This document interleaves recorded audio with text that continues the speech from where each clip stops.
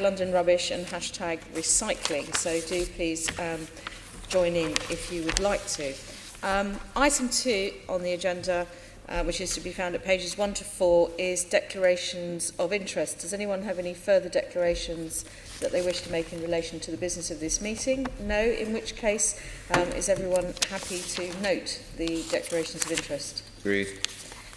Okay, so we have the minutes from our previous meeting. Thank you for that. They're to be found at pages 5 to 48. So they include the transcript of our discussions. Is everyone happy with the minutes of the 18th of October meeting? Happy with them? Okay, so if those minutes are agreed, if we move on to item 4, which is the summary list of actions, which is to be found at pages 49 to 54 in the agenda. Is everyone happy to note the list of outstanding and also of the completed actions? Noted. Thank you. And that brings us on to item 5. As I mentioned earlier on, we have been joined by a number of guests. You're very welcome. And I'm just going to introduce the guests before we actually get into the questioning. So I'm going to start by introducing Councillor Feryal Demirci, who is one of the Cabinet members in Hackney, but also sits on the London Waste and Recycling Board and is also the Deputy Chair of the London Council's Transport and Environment Committee. You're very welcome, and I think you possibly are wearing more hats this morning than anybody else in the room. The next guest is Andy Richmond, who is from the Environment team here at the Greater London Authority. Thank you for coming, Andy. This is not the first time we've seen you in the last couple of months. We are also joined by the Chief Corporate Officer, Robert Hunt from Veolia. Thank you very much this morning for coming. We also have Antony, Buchan, who is the head of Resource London, which is part of the London Waste and Recycling Board. You're welcome. We also have Councillor Bassam Mahfouz, who is a Cabinet member in Ealing and also sits on the London Waste and Recycling Board with Feryal. And then finally, last but very much not least, we are also joined by Paul Killoughery, who is the Group Managing Director and owner of Biocollectors. So we're going to pose a series of questions to all of our guests. And we're going to start with me, actually. And I'm going to start by asking Antony, and I'm going to start with Andy, Antony and Andy, and possibly with Andy initially, which is how does the Mayor intend to increase household recycling rates in London, currently languishing at 30% compared to the rest of the country, which sits at 43%. So we're some 13% behind, which is not a great place for us to be. So what does the Mayor plan? So the Mayor has set out in the draft London Environment Strategy how he intends to encourage and support local London boroughs to increase the household waste recycling rate. But he's also made we have a 65% recycling target within the draft London Environment Strategy, which for the first time brings into scope non-household municipal waste, which is predominantly waste from businesses, which is similar to household waste. So this is the first time that the Environment Strategy will look at waste in terms of material streams rather than who holds that material. The benefits that will have to London will be that we're identifying a further 3.3 million tonnes of non-household municipal waste in terms of material streams, which will kind of present to market a greater opportunity. In terms of the household recycling, the draft environment strategy sets out a requirement to provide 6 dry materials for recycling for all curbside properties and a separate food waste collection, and where possible for that same service to be provided to all flats.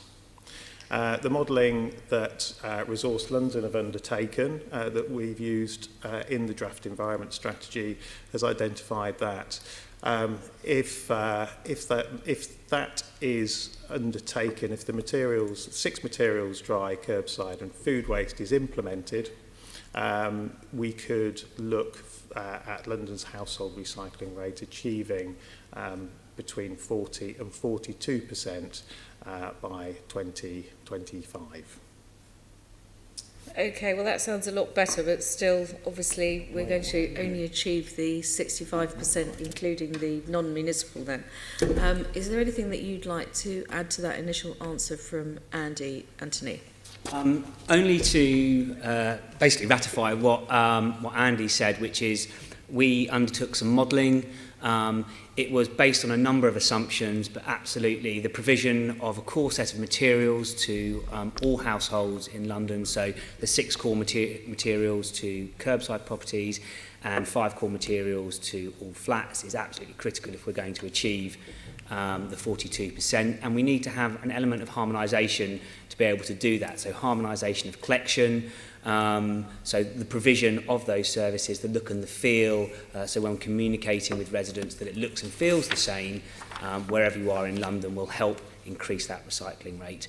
The only caveat I'm going to put onto what Andy said is that there are some very broad assumptions in our modelling, and that is particularly around the assumptions on increasing recycling rates from flats. So that 42% is achieved if we see, if we're able to achieve a 40% uplift in the amount of recycling that's captured from flats.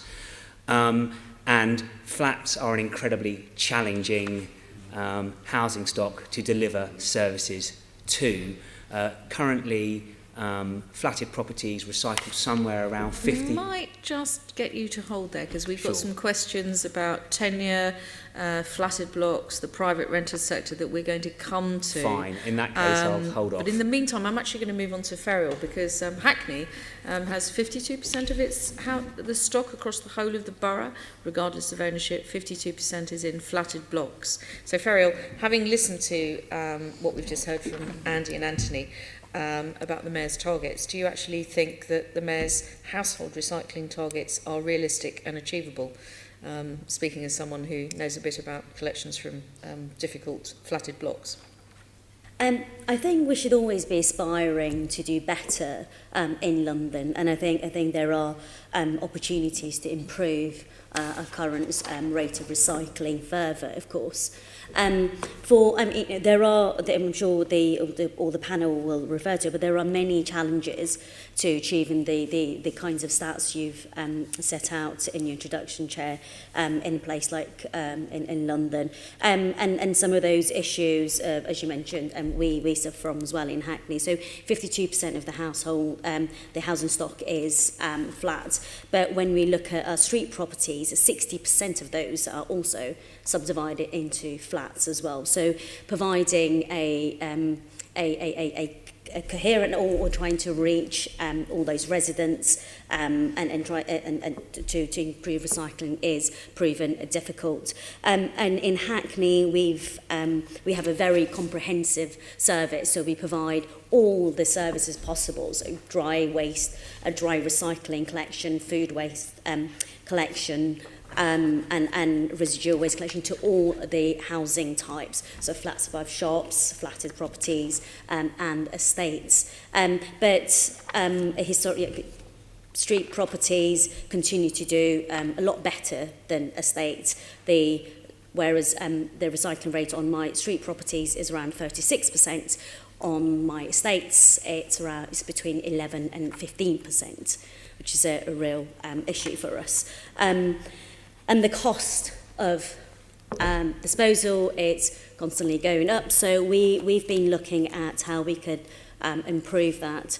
Chair, if you want, I can go into some of the initiatives and trials that we are undertaking in Hackney in this part, or I suspect when we come back to the bit about flatted blocks, but I mean those figures of 36% in the street properties and 11 to 15% in the flats is actually quite a lot lower than the London average. So obviously the London average at 30% is being pulled up by some of the other boroughs that are being more successful. Absolutely, and I would point out that this is with the backdrop of the fact that Hackney provides a more comprehensive service, recycling service to its residents than most of, say, London boroughs. So there are some boroughs that don't provide food recycling, garden recycling, some of the estates, and we do offer that to our residents. I would have said to you, Chair, previously that, you know, we're at a point where we're actually paying our residents to recycle, and despite that, we are at really low levels of recycling. We have a green points scheme where residents are incentivised to recycle, which has an impact. I must say, there is, because we also link that with door knocking, so residents would door knock and remind residents about all the services that are available, as well as telling about the incentive scheme. So that always has an impact on recycling for a very short time, say 6 months to a year, which is what we expect. So there will be a couple of % increase, but then will go back down. So there, despite a very comprehensive service within a borough, we're not achieving the levels of recycling that we should be. So it's really quite a challenge then, listening to Andy and Antony talking about going from 30 to 42, 43. Actually, it'd be quite a challenge for you to get up to the 30. I just want to ask Robert at this point, speaking as from one of the companies who collects quite a lot of the waste in London, you know, where do you see us being able to move to? Feryal was talking about aspiration and quite a challenge, and looking at her figures, that would certainly seem to be the case, and I'm sure other boroughs are the same. I think first I'd echo what's been said thus far, is that high-rise accommodation is a great challenge. I think another challenge is turnover, is that we've got one borough where the turnover is 30%, another, Southwark, where we are, is 25%. So transience is a key issue. I think whatever the position, it is culture, getting the message out to residents as to the why and what are the consequences of recycling is very, very important. And we've seen the harder, and we've mentioned door knocking, mobile units, fly leaves and the like, it's absolutely essential to keep pumping that message out. And another challenge overlaid on all of that is language disparate, in the fact that this borough has 107 languages spoken to it in it, so that one has to actually use graphics quite a lot of the time and translation. So communication is absolutely key. I think we would advocate, I think, particularly because of the letting market, a good effort, and we do our best on this, but to actually encourage letting agents to put the messages out when they are actually letting properties, in the fact that it almost came, you know, as a pack with the keys, as it were, to actually say, what is the methodology in the borough in which your flat is situated? What are the good results that might be achieved from it?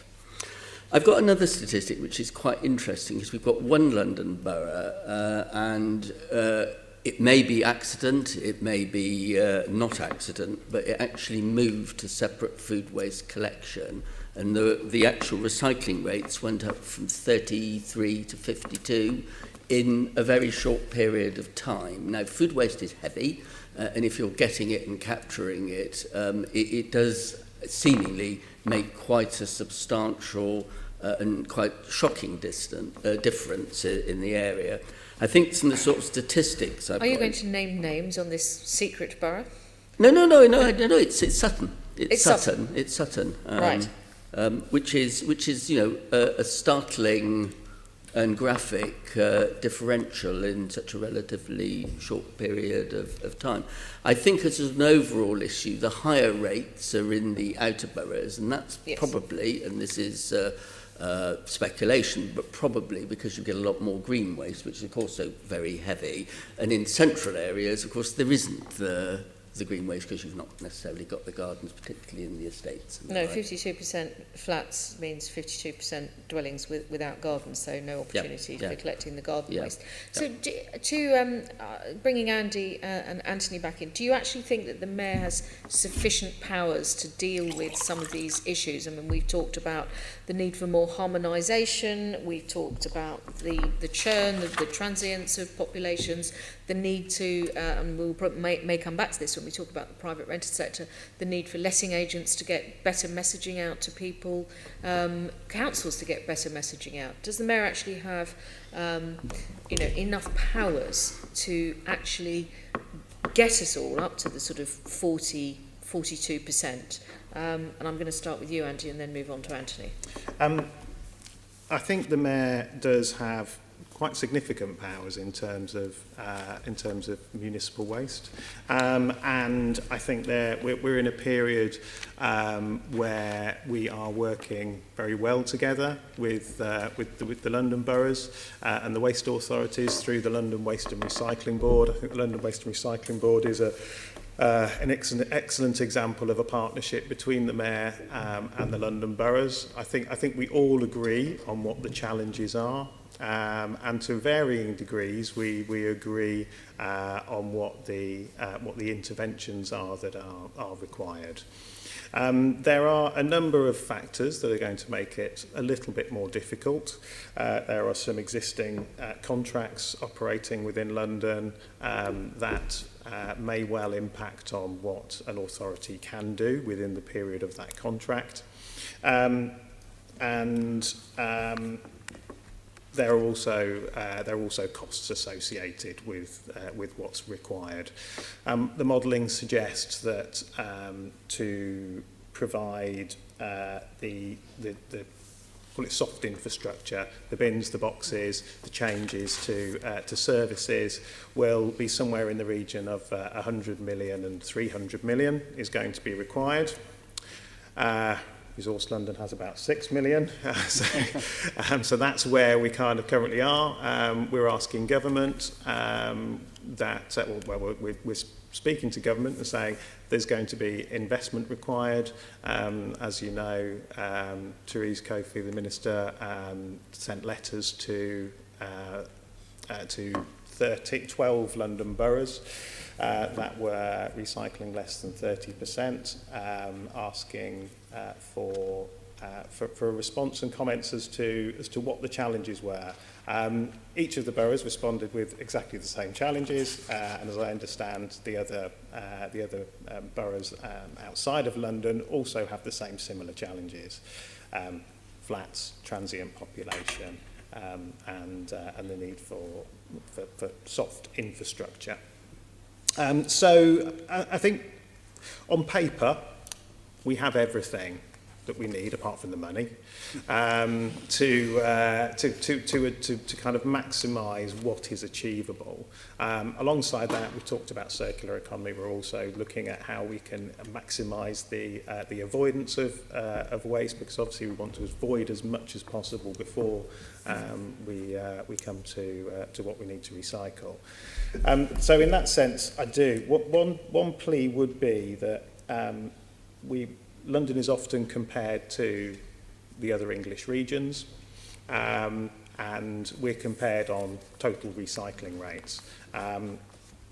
We know that 30%, 32% household waste recycling is not enough, and the 42% is what we're aiming for as a minimum. But when you look at the other regions' recycling rates and you discount the garden waste from that, we are still at the bottom of the league table. I don't think it changes the position. It doesn't change the position. It changes the size of the difference.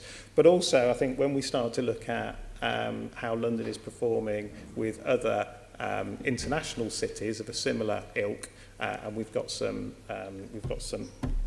examples within the evidence base of the strategy, we're not actually performing as bad when you look at comparable data. The other issue we have is that really, in comparison to Milan? In comparison to, I don't think we've got Milan on the. No, I bet you. I mean, Milan is only about the size of one London borough. Yeah. It's only 1.4 million residents in comparison to 8.7. That's a big London borough. Well, 8.7 million. About 5 London boroughs. Are we being unkind to Milan here to say that they're just merely the size of a small London borough? Or did you say a large London borough? Very large. But if you compare to London to other large cities, so you compare it to New York, we've done LA, San Francisco, we've done a normalisation of the recycling rates in which London performs very well indeed. So we actually perform about a third out of all of those cities.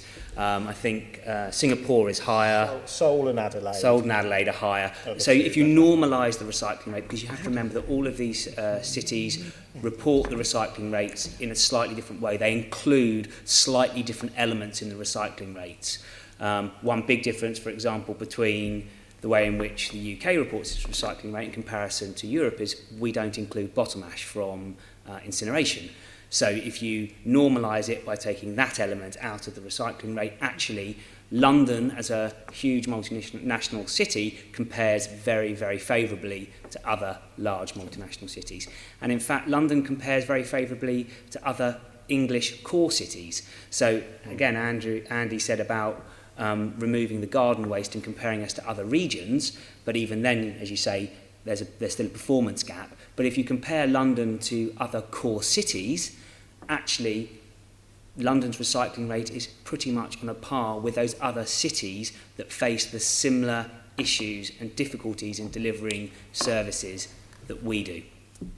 Well, that's very interesting to hear that we're above Japanese cities, but we're obviously here focusing on household recycling and waste rather than taking into issues like rubbish thrown down into the street or fly tipping, which we're going to not be discussing this morning. But I think if we added those in, we might still be somewhat lower down the pecking order, because there's a lot of places that are a lot cleaner than London in terms of just what ends up on the pavement.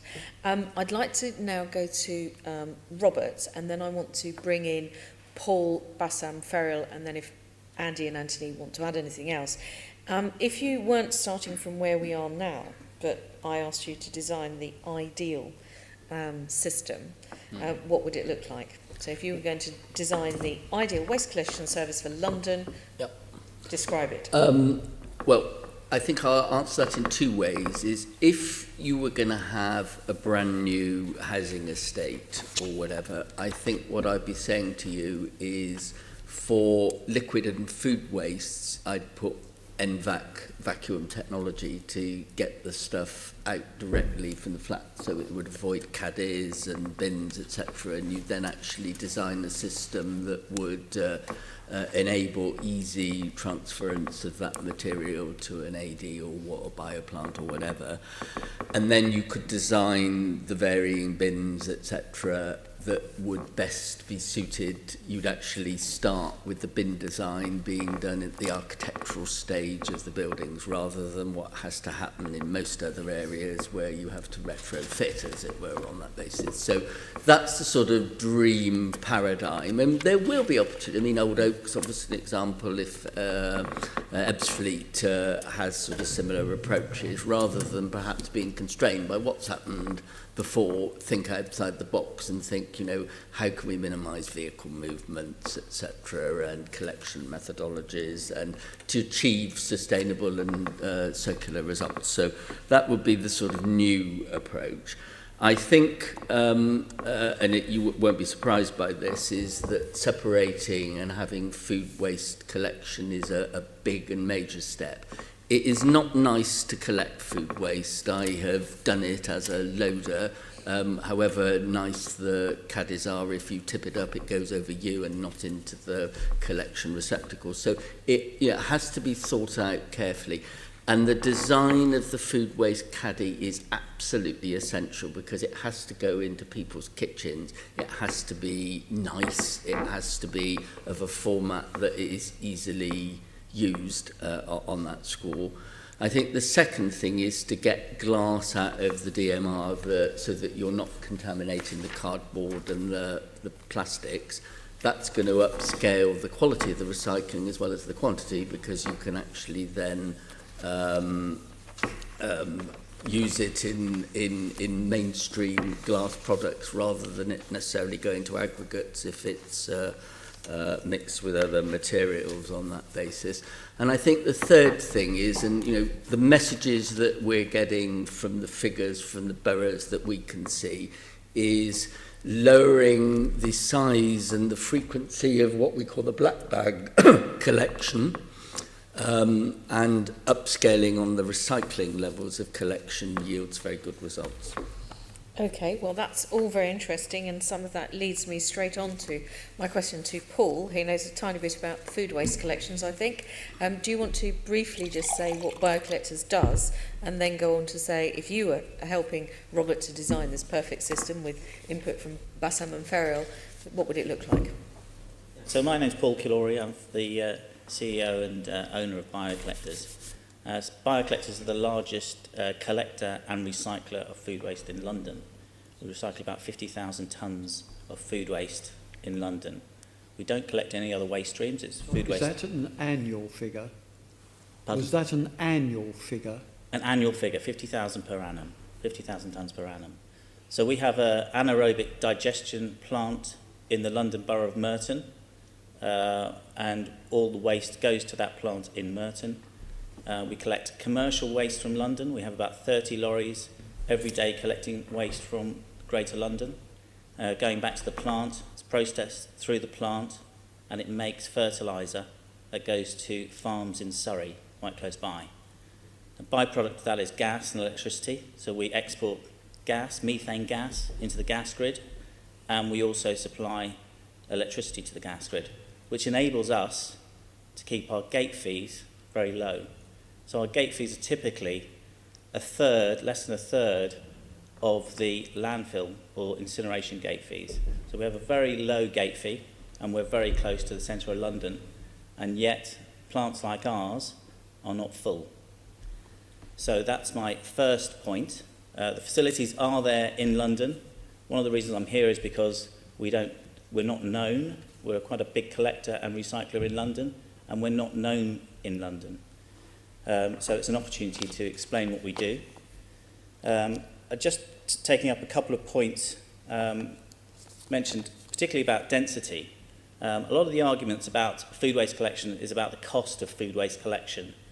And a couple of the recent reports, one from RAP and one from Eunomia, clearly state that if you get density, if you get enough people who recycle their food waste separately from their other waste streams, you save money.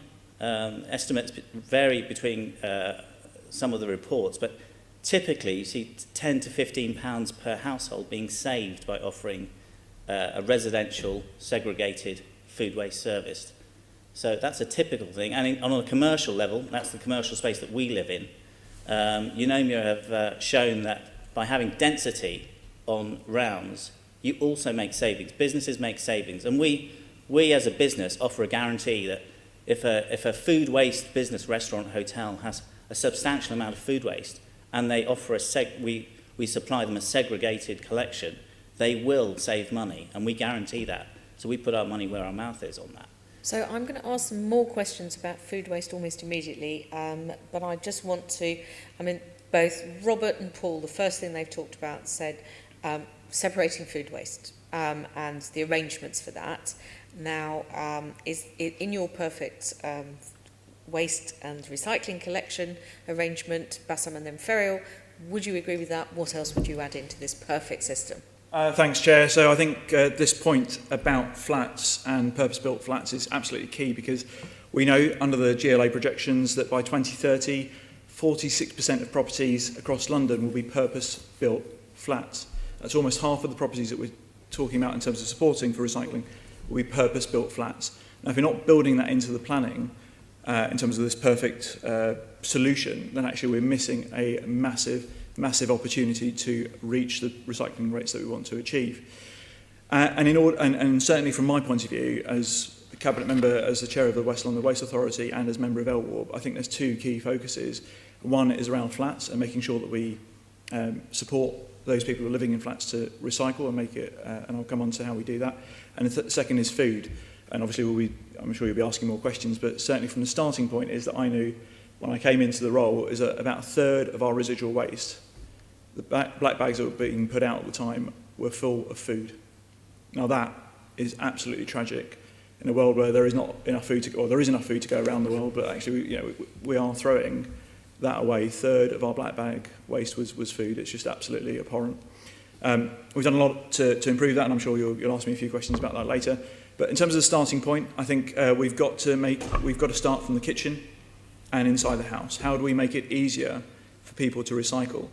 If you think to your office, if you think back about probably 10, 20 years, actually the reality was that probably most people had a waste paper basket where everything was right next to their desk. They'd throw it in there, it would go straight into residual waste.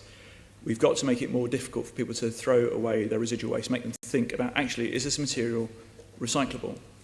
And if we can encourage that, how it should be in most households is that actually you've got a bigger bin for your recyclable waste than for your residual waste. Of course, there's a question mark over how you design that to make sure that that's possible within the space of the kitchen or other space within the household. But I think we've got to, A, make it easier for people to recycle, B, restrict the amount that people can throw away in terms of residual waste, and C, absolutely, as both of these gentlemen have already said, we've got to make sure that every property, as far as possible, can separate and dispose of their food waste in a way that's recyclable. Now, I appreciate what Robert suggested is actually there's a way where essentially you get rid of it, outsource, potentially through the sink and so on. That does make it easier, absolutely, I'd agree with that. What it doesn't do is actually show the household how much they're actually throwing away in terms of food waste. Now, what happens with the caddies is that you realise every week, wow, I'm throwing away that much food. If that was money, I wouldn't be doing that. And so, if we can show people how much they're actually throwing away in food waste, that's obviously key. But one of the things that is a blocker beyond the short term, so the medium term blocker in terms of people using food waste is obviously the smells and other things that are linked with kitchen caddy. So we've got to make sure that we can try and support people in that. We've done some fantastic work in Southall in terms of uptaking food waste, but I'm sure I'll save that for a bit later. Very shortly. Feryal, the perfect system.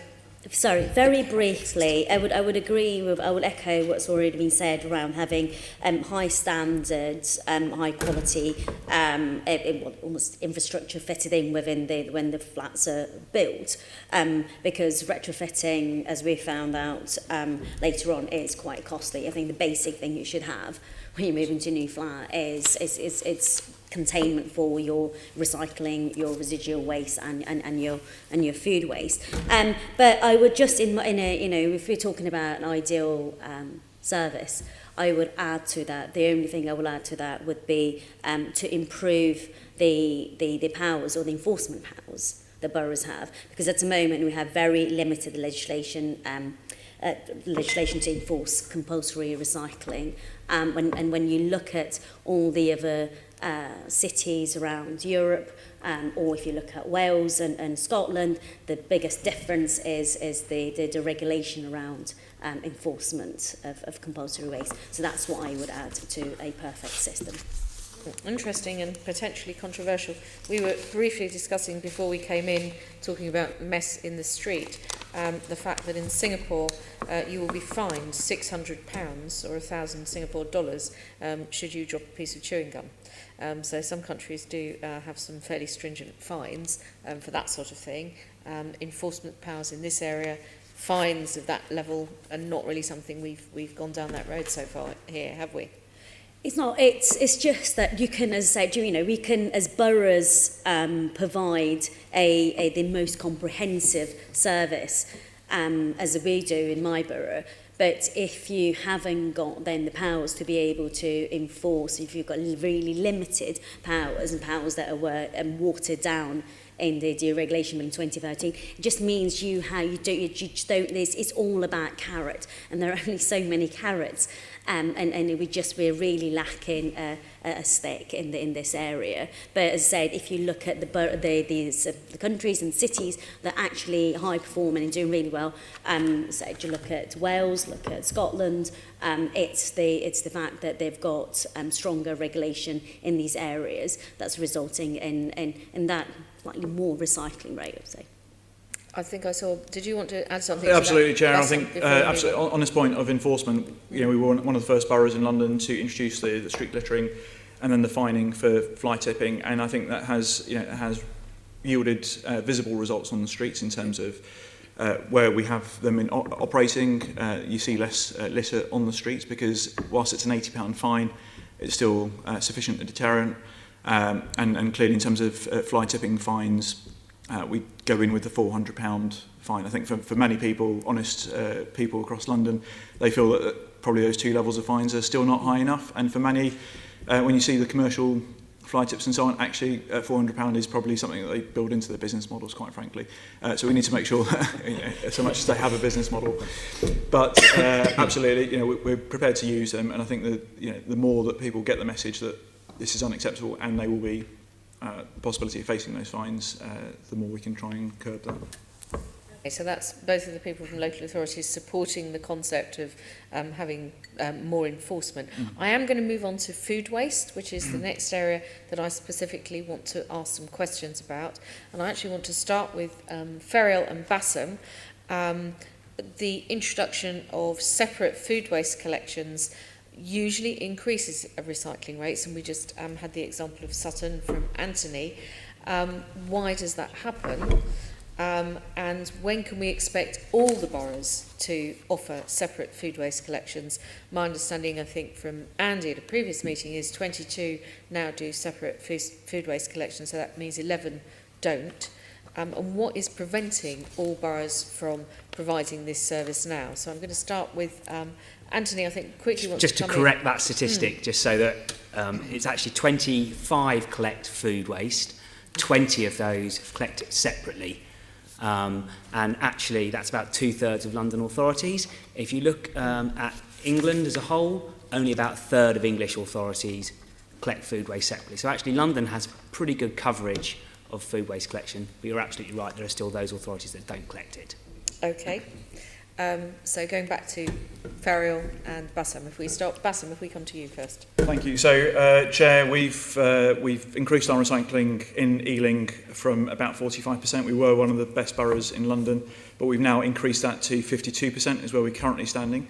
And that's through a number of different changes. We are now, I think, London's second best recycling borough. So in terms of league tables, I'd like to be up there, and we now are second place, pushing for that Champions League spot.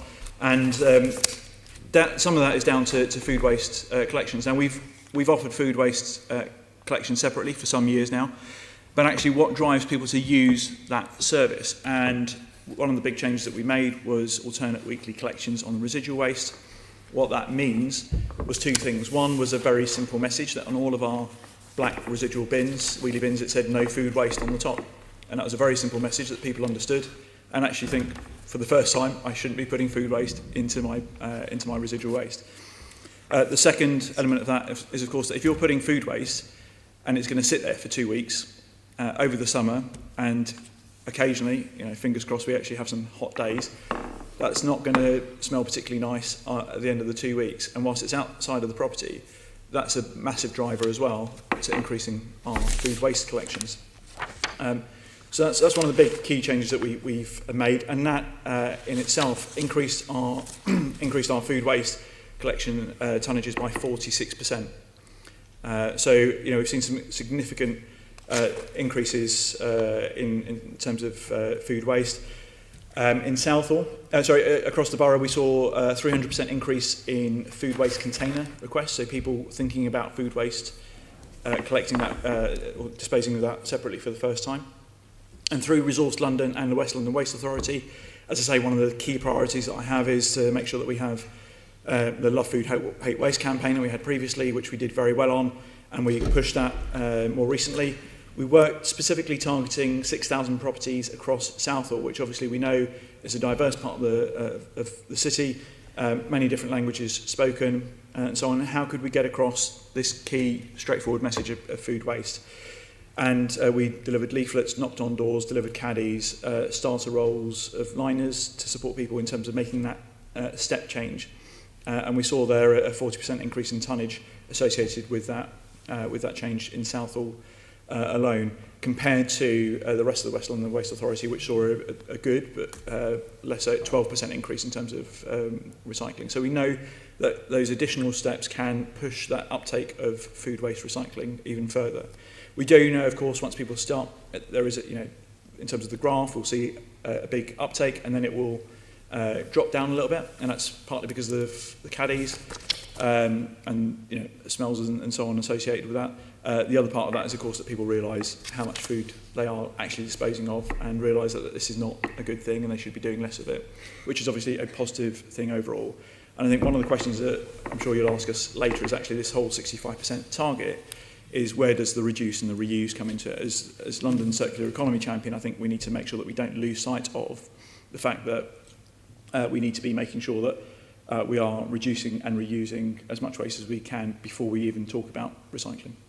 We may not come to it quite as much because we talked about circular economy Sure. and reducing at a previous meeting. Feryal, so when are all 33 the boroughs in the city going to all be offering separate food waste collections? I guess boroughs need to, and as it was set out earlier, there is boroughs are operating under really harsh financial conditions at the moment. So there is a huge cost to rolling out these services. So and I guess those boroughs will make the decision based on their financial situation at the time. But we'd offered food recycling services, separate food recycling services to our street properties for a number of years, and then we rolled that out to our estates about 3-4 years ago. And I think it does have an impact on the recycling rate, but also on the wider behavioural change. I think as residents, as our residents look into the amount of food that's going into their food caddy, they're more likely to look at to change their behaviour around how much food they buy and on when they buy and how much food they're wasting. So it not only has an impact on our recycling rate, but also on waste prevention as well. So just in terms of the recycling rate in Hackney, and with the changes, so we offer dry recycling separate food recycling service and dry recycling service, and we've gone over the past, we were at in 2003 we were at 2.6% recycling in 2006, and we are now, that was 2003, and recently we've reached 29% recycling, and we still have a lot of work to do on our estates, and we are doing a lot of work on our estates at the moment. We're rebalancing bins, closing of chutes, and making it simpler and easier for residents to actually recycle both dry recycling and food recycling. So investment into the capital infrastructure on our estates as well. So we expect to see an further increase in our recycling rate. But I would say food waste recycling is a key offer that we provide our residents, and I think it's quite important both in terms of changing behaviour and also reduce. It's the heaviest component within the SAC. So we want to reduce that amount. So there seems to be a link here between getting people to separate out their food waste and an overall increase in recycling, which you would have thought from what Paul was saying about the lower gate fees, if the food is going into something that's going to be cheaper than the higher gate fees, where if you left the food in with the rest of the waste. So are you referring to initial capital costs of rolling out things like purchasing caddies and equipment to separate the food waste? But then when you actually get to the point where the food waste has been separated, that is then driving an overall decrease in waste and increase in recycling. Is that something that you're familiar with as well, Paul, Chair, from your end? Can I just...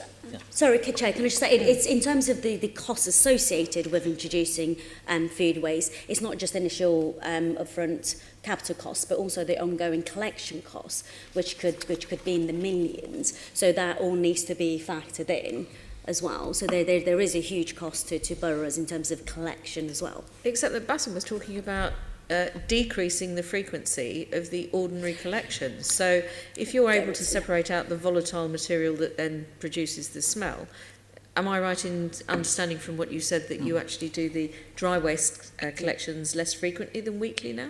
Absolutely. So both in terms of residual and recycling, they're on alternate weeks. And what we've been able to do is significantly increase our recycling rates, retain the food waste at the weekly level, because we think that's the key component that we want to try and pull out of the residual waste. And at the same time, we save between 1.7 to 2.3 million pounds a year on costs, both in terms of collections and in terms of disposal. And of course, the more we can drive out from the residual stream, and that starting point was 1/3 of that black bag was food waste, let alone all the other dry recyclables that were being put in there. The more we can transfer out into either dry recyclable or food waste recycling, the more we can save in terms of disposal costs. And for me, in terms of collection costs, and I appreciate we've got Veolia here, and I'm sure there are other large companies, this isn't the BBC, I guess we don't have to name them all or whatever, but for me, the point is that actually the collection costs are pretty much similar.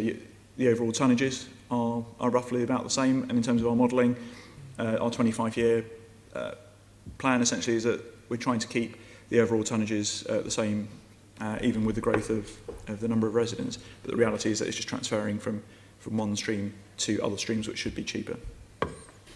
Okay. Paul, I will bring you in now as well then. Yeah, so clearly there's a lower gate fee for food waste over incineration. So that's very clear, and everyone's right.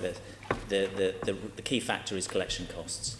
Now, collection costs is all about density on a round, how often, how utilised that truck is going to be, and London has a great opportunity for that. We're not talking about, we have great density on any rounds in London.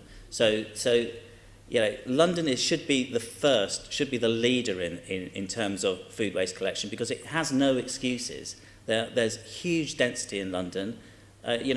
Even talking about flats, there are challenges in flats, and I accept that. But I think that, what's been missing from the debate is about the opportunity in flats as well. Flats, again, have density. It's density. What any collector is looking for is density on that round, and the density is there in London. I think, looking at the debate sort of nationally, just to be very sort of bit of history really, but the EFRA committee from Parliament, the Environment and Rural Affairs Committee, wrote a report recently looking at all the arguments, deciding that the model that had been adopted effectively in Scotland about a tonnage minimum capacity for any sort of commercial business, restaurant, anything producing over 50 kilos in Scotland would have to have a mandatory segregation, and saying that should be adopted in England. Now, unfortunately, England's missed that opportunity because that was not adopted by the UK government for England. But there is still that opportunity for London to adopt not an outrageous strategy. It's been tried in so many other places, and it does work. And reference has been made to Milan. Milan is an exemplar, but there's no reason why London can't be that exemplar. So, if we were to segregate all food waste, and I don't just mean domestic food waste, I'm also including restaurants, cafes, all food waste across London, what additional infrastructure would London need if we were to collect all of that and deal with it completely separately, which we clearly are to a certain extent, but not completely at the moment? I think London has to look after the infrastructure it already has in place, primarily. There has some decent infrastructure in place, but you need to look after it. I think the tragedy is that a lot of the food waste actually being collected in London is not being recycled in London. It's going outside of London.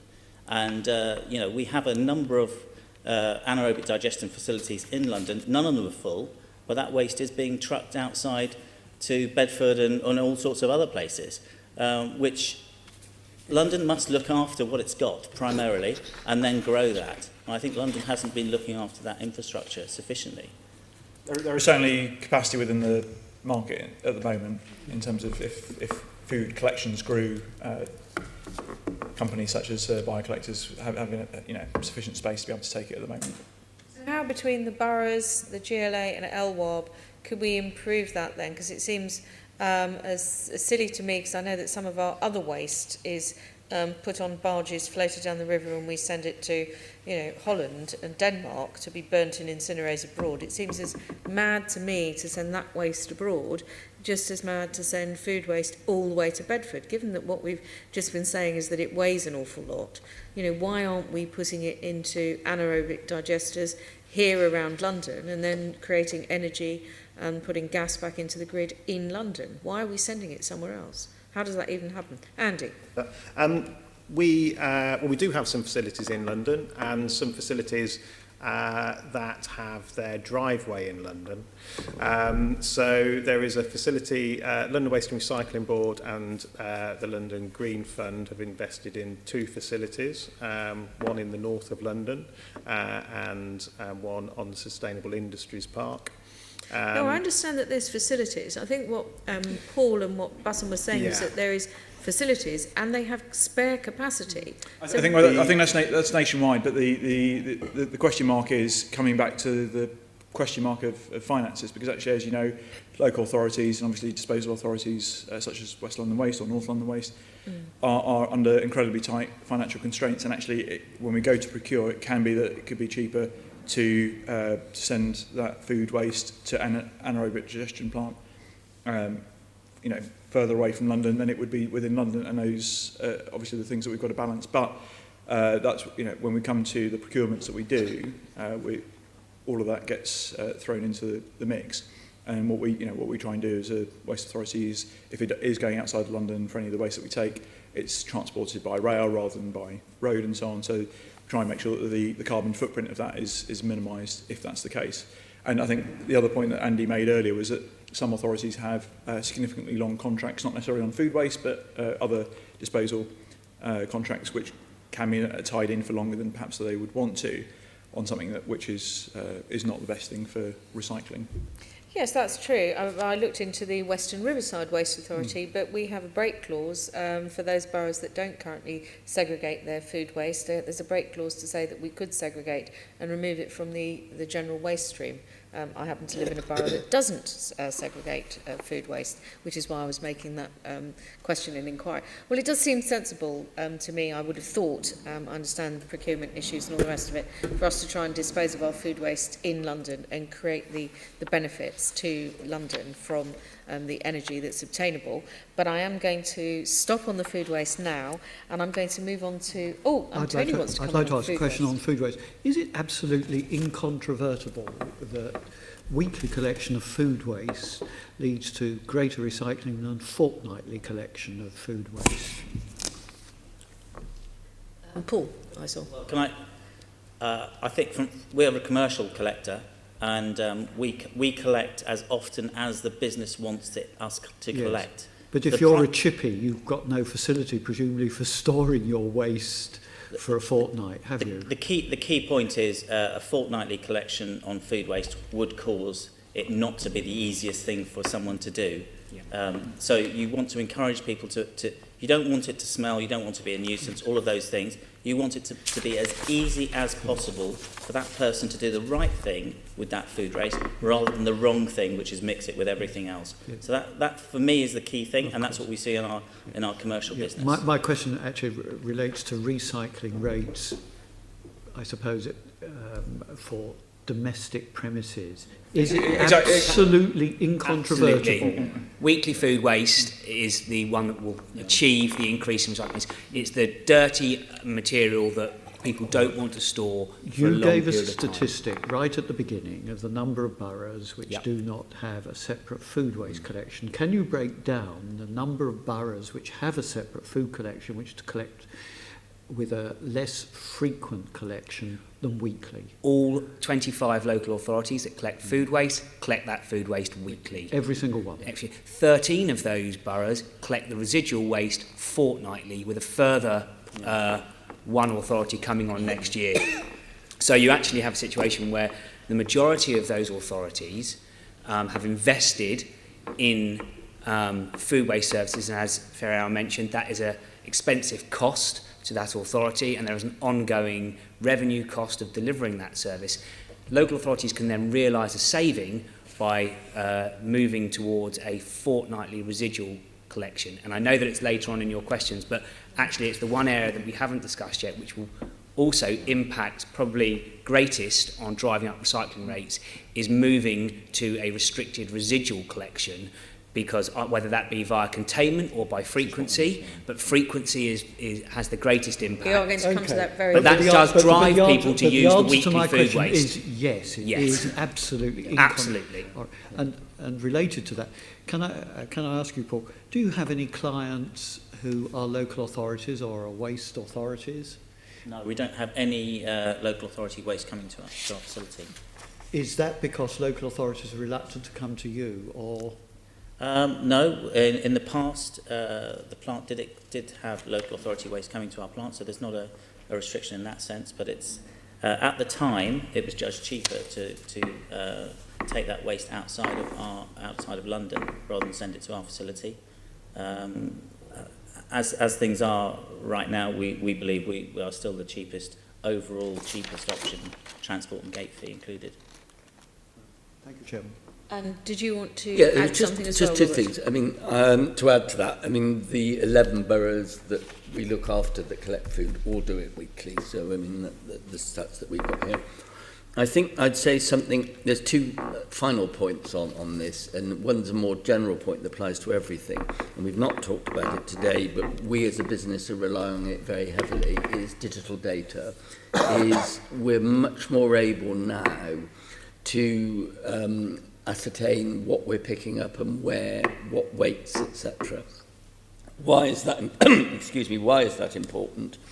I think clearly the biggest cost of any municipal authority, and I'm sure the gentleman around here will confirm, is the cost of the vehicles and the cost of the labour.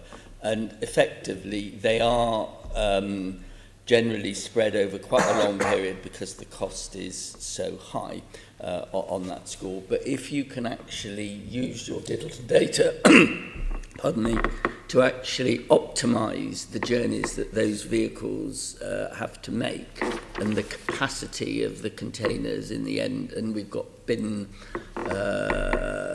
digital capacity now for a bin to be able to tell us when it's full, when it needs to be picked up.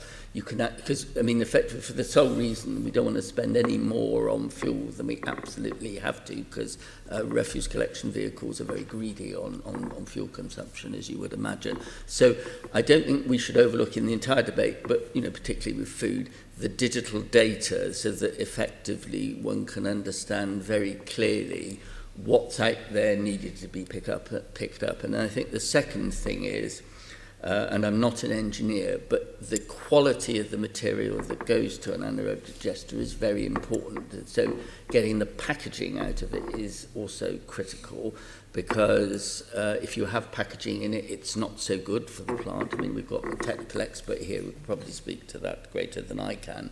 But our most successful anaerobic digesters are the one that have a very consistent, smooth, soupy-like supply, because the bugs love it. Because if the bugs die, it's a long while before the plant can get up and running again. Some of us have just eaten.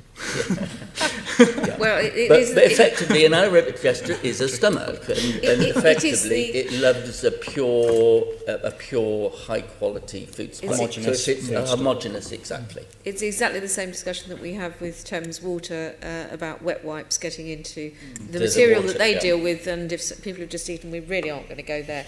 I am going to move on to Assembly Member Jeanette Arnold, who's going to ask some questions now about prohibitive measures, which we touched on slightly in the initial questions. Jeanette.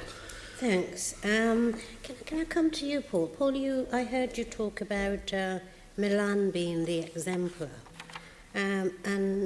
Milan is able to do this, aren't they, by a crew of inspectors who do a check and then, I suppose, fine Milanese if they are contaminating the recycling. Would that work here? I think that's the negative side of it. I think Milan's model is really about what I was saying earlier, making it easy for people to do the right thing. No, but they do fine. they have the ability to fine. And I think any regulation, and that's what they've got, and that's what we don't have, any regulated activity must have some teeth. I mean, at the moment, the current regime is the waste hierarchy, and the waste hierarchy does, in theory, that has a fine too, but it's never imposed. And when you're into the areas that we're in at the moment, where you've got a mixed food waste and general waste and all sorts of residual waste mixed in all together, the waste hierarchy actually doesn't have any teeth at all, because anybody is allowed to, once it's mixed in that way, they don't have to segregate it, and they don't have to send it to an AD plant. It just goes into landfill or incineration. So that's what we've currently got. It has teeth, not used. And I think a regulated position where it's mandatory segregation would obviously have to have some ability to enforce. But the way I see it is people generally want to do the right thing. I mean, we're talking about it not costing any more money. We're talking about it being the best thing that you can do. So why wouldn't people want to do it? Why would people take the risk of taking a fine? Well, yeah, I'm just saying one of the most prohibitive things that you can do is hit somebody's pocket, isn't it? But in 2015, I'm told that our government removed the power of boroughs to fine. Do you know why that is? Well, Antony, do you know anything about that? Why did the government remove, if you like, the teeth in terms of the power to fine? Because that usually... It's not been... It's Section 46 notifications which allow local authorities to fine for certain contraventions. Those powers are in place, but they were just slightly refined. So local authorities can still use those powers, but not so much for, let's say, the contamination of waste. Sorry.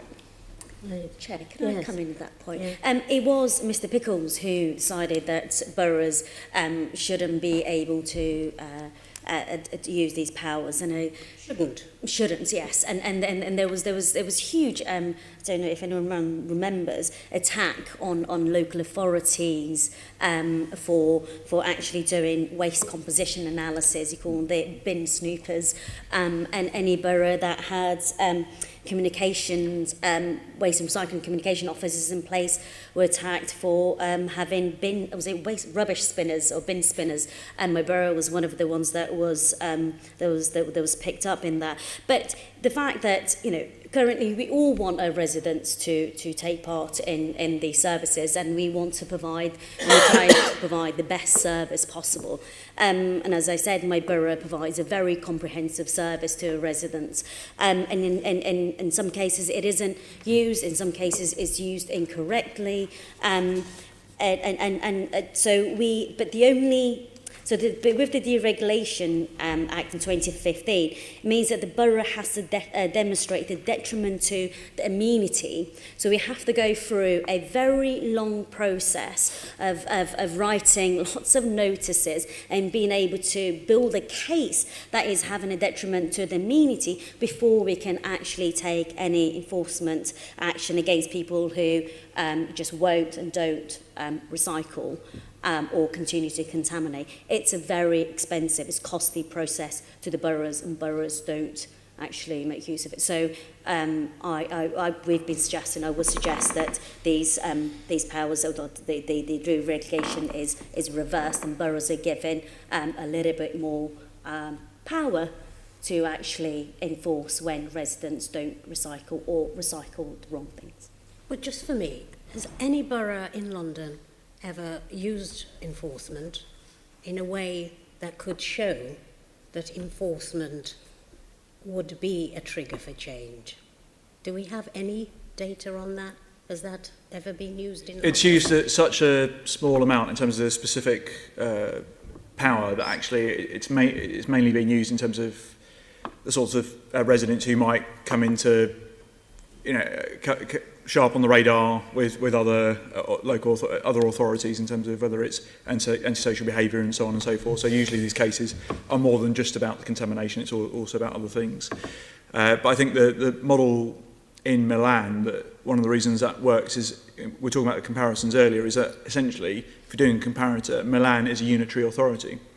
It's one authority that runs the whole of Milan. Here you've got 33 boroughs, plus of course this auspicious organisation and the mayor as well.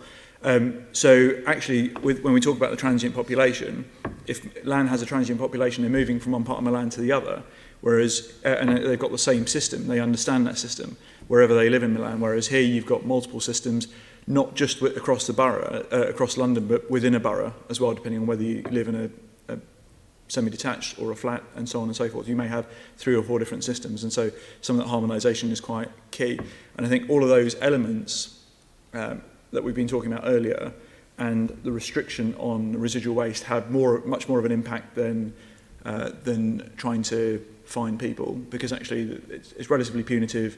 The amount of effort that we have to put in is quite high for the return, which would be 1 or 2 odd households here or there. Okay, let's move on then to residual bin.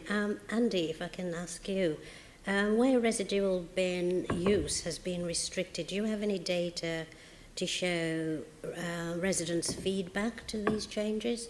Does anybody know what the state of play is when residual bin use has been restricted? We don't hold that data ourselves, but I would imagine that individual boroughs that have made the change from weekly to fortnightly or reduced capacity bin size do have data that's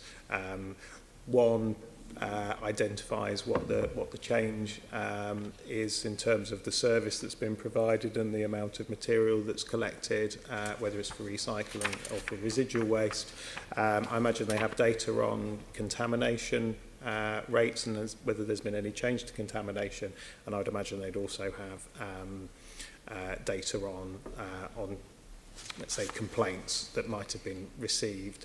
I think some of the latest ones that have made changes are the South London boroughs are currently, of Sutton, Merton, Kingston and Croydon, are currently in that period now. I'm probably going to get the wrong way around. I think Sutton has changed. And I think Merton is next, but they're going through that in a phased approach, and I'm sure they'll be collecting data on both consumer feedback, but also what the impact has been on their service. Bassam, you've got something to add? Absolutely, Jeanette. We moved to alternate weekly collection, so we had curbside sort on a weekly basis. We moved to alternate weekly collections on recycling as well as the residual. And what that meant was actually for a lot of people, they found it much easier to recycle for the first time. It was simple and straightforward. They didn't feel they had to separate out their glass bottles from their paper, from their cardboard, from everything else. So one of the key steps about making it simple to recycle, everything that's recyclable goes into a blue wheelie bin, and that's very straightforward. So really positive on that side of things. In terms of the restriction on the residual waste, so we went with 240 litre bins, essentially 120 litres per week because it's collected fortnightly. And what I think gets a lot of honest, hard-working Londoners is that what we previously had was you'd walk past a household which was putting out a lot of recycling, and next door you had a household that was putting out 10 to 12 bags of rubbish every week. And where was the recycling? Nowhere. It was in the black bags content, and that can't be right. And we shouldn't be allowing that. And actually, with the changes that we've made, that stopped that from being able to happen in our borough. And what that means is, yes, you upset maybe a few people who don't know what the word recycling even means or to understand that terminology, but it gets them to make that behaviour change. And once they do it, they realise how simple it is and actually how much cleaner it can be by doing that. We've got those people on board. Now, of course, there are some people with larger households, large families and so on. We know the issues around HMOs and so on. We've had to work with them to make sure that they've got the right size bins and the right levels of education that support some of the angst and concern that comes from those residents. But we put in the resource, the human resource, in order to make sure that we had that communication with people, that perhaps they didn't understand why the change was happening, what sort of changes they might need to make in their lives. And that's been really positive as well, because one of the key things is about engagement. If people are engaging with you, they feel that they understand where you've come from, and therefore they're more likely to take part in the services that you're offering. Right. Yes, Antony. Well, I was just going to say that to talk about restriction, we talked about the 42%, we talked about the 6 key materials, we talked about food waste. The other fundamental thing that is underpinning achieving that 42% household recycling rate, which is set out in the Mayor's strategy, is the restriction of residual waste, and that is restriction by containment or by frequency, but frequency has the biggest impact. 13 London boroughs now offer fortnightly residual collections, and that includes authorities like Camden, where it's a dense inner city authority. I'm sure that Robert will have something to say about this, but they do restriction by frequency where it's viable. So, it's a dense inner London authority. So they've looked at the authority and said, where is fortnightly, where does that work? Where can we introduce that? And other parts of the authority might not be right for fortnightly collections of residual. So in those cases, they restrict that residual by containment. So smaller bins, which makes the resident make the right choice about the material that they're disposing of, whether it be food waste into the food waste bin or dry recyclables into the recyclables collection. And it's absolutely fundamental to achieving that 42%. If we continue to allow people to have unlimited residual waste, then it simply doesn't enact that social norming that we need to get to encourage people to recycle effectively. Changing people's behaviour through And sorry, can I if I could just add in terms of the results, in terms of the impact on the actual tonnages within Ealing, what's happened is that with the restriction, both in terms of introducing containment for the first time and the frequency going to fortnightly, has meant that whilst our recycling dry recycling tonnages have increased slightly, actually the biggest change that we've seen is, whilst we were already the best in London in terms of kilograms per head of how much people were throwing away residual waste, that's actually reduced further. So we're now still at the top of the league table, but actually the amount of kilograms tonne per capita within the borough of how much residual waste is being disposed of has reduced even further because of this change. And the other significant change that's happened at the same time was, as I mentioned before, the food waste has also soared as well. So we can see a direct impact in terms of moving it out of one bin and into the food waste. And I should say that some boroughs are now contemplating going to 3 weekly residual, because once you've taken out the smelly food waste, once you've taken out all the clean, dry recyclables, actually the amount of waste that you are left with is so small, and it's relatively clean, that actually you can move to even a 3 weekly collection, and therefore the local authority achieves further savings, collection savings, which can then be reinvested back in to other service provision. Yeah, so we've covered those 2 areas. What more can we do to encourage people to recycle? I mean, you take home so much rubbish from supermarkets. Isn't it their problem as well? After you've bought stuff, there's what you've bought that you're going to use, and then there's all of this rubbish that then you're responsible for. Absolutely. I mean, we're constantly dealing with the producers, whether it's supermarkets or other big companies, essentially producing the stuff that then we have to pay for in terms of the disposal cost and the collection costs in relation to that. And we need those companies to step up to the plate in terms of the type of packaging that they use, to make sure that it's recyclable material, to ensure that it's separable as well, in terms of so you haven't got something that's being thrown away, which is when it goes to the material recycling facility, actually you can't really be used because you need to separate it even further, and also explaining to residents on the packaging what can be recycled and what can't. Ideally, of course, it should all be recyclable. And of course, what we need to do is step up to the plate to make sure that as much of that material that they're using can be recycled, but of course that also depends on markets as well.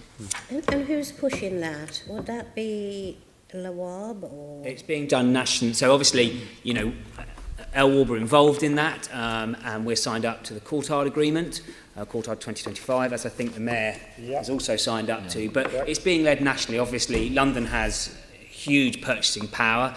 Residents, have huge purchasing power. But this is a national issue. Product isn't just produced for London, it's produced nationally. So RAP are leading on this through the Courtard Agreement, working with both retailers and also with producers as well, and through OPRL, which is on-pack recycling. But I think we also need to remember that we shouldn't vilify all packaging. because actually packaging plays a really important role in some cases, particularly with food, where it makes sure that the food is prolonged for longer, so it gives it a longer shelf life. And sometimes if you look at the environmental footprint, the packaging actually has a much lower environmental footprint than allowing that food to spoil and go off and go into waste in the whole production, growth and production of that food. So actually packaging does have an important role, but as Bassam said, it's critically important that we work with those producers to make sure that when it does reach the end of its life, when it's removed from the product, it is recyclable and the systems are in place to recycle that. And that's a whole chain that is happening, working with those producers and with those retailers. Yeah. Well, thanks very much. I think we've covered all those questions about the prohibitive measures. Did you... I do. Chair, sorry, I just wanted to add something on behalf of inner London boroughs. Just that, I think prohibition, alternative weekly collections have proven to increase recycling hugely, and outer London boroughs do benefit from it hugely. Whilst there is, likes of Haringey and Camden are looking at areas where they can introduce the restriction, we are slightly more limited. As I said earlier, my borough has 52% of its housing stock as flats.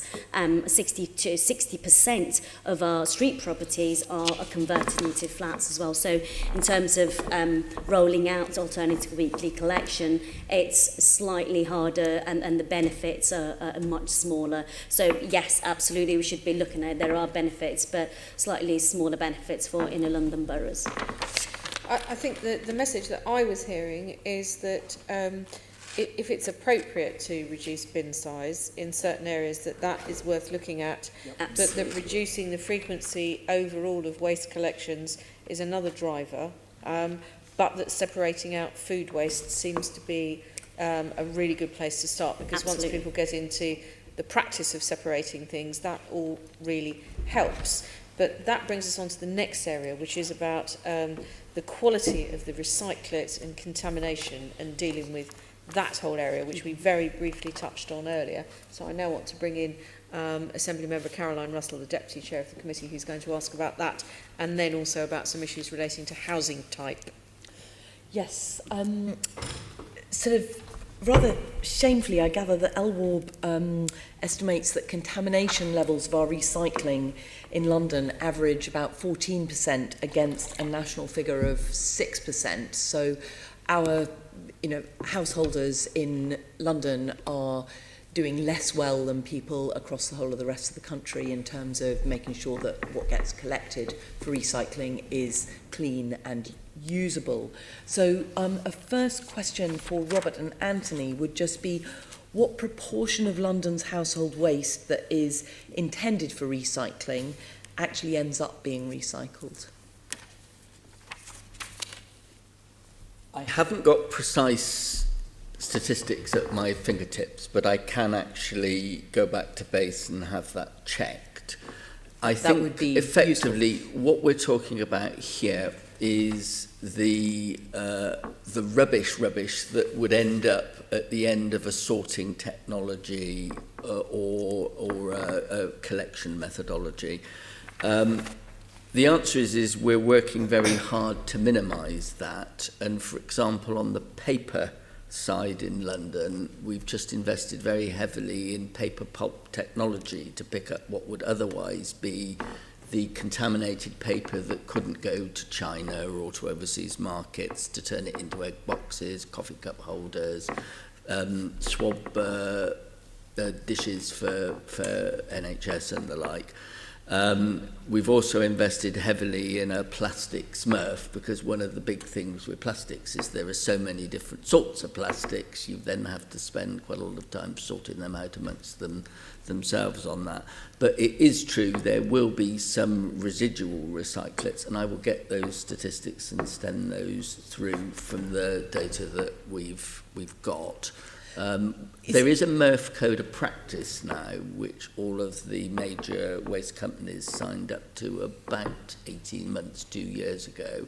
And we're operating that also on the hazard waste recycling sites at the like, so that you actually have to show what you are not recycling when you're in a position where you're saying this is a recycling facility, and it's actually, and there will be some stuff, because it does come in contaminated plastic films and things of that nature, that then actually have to be taken out.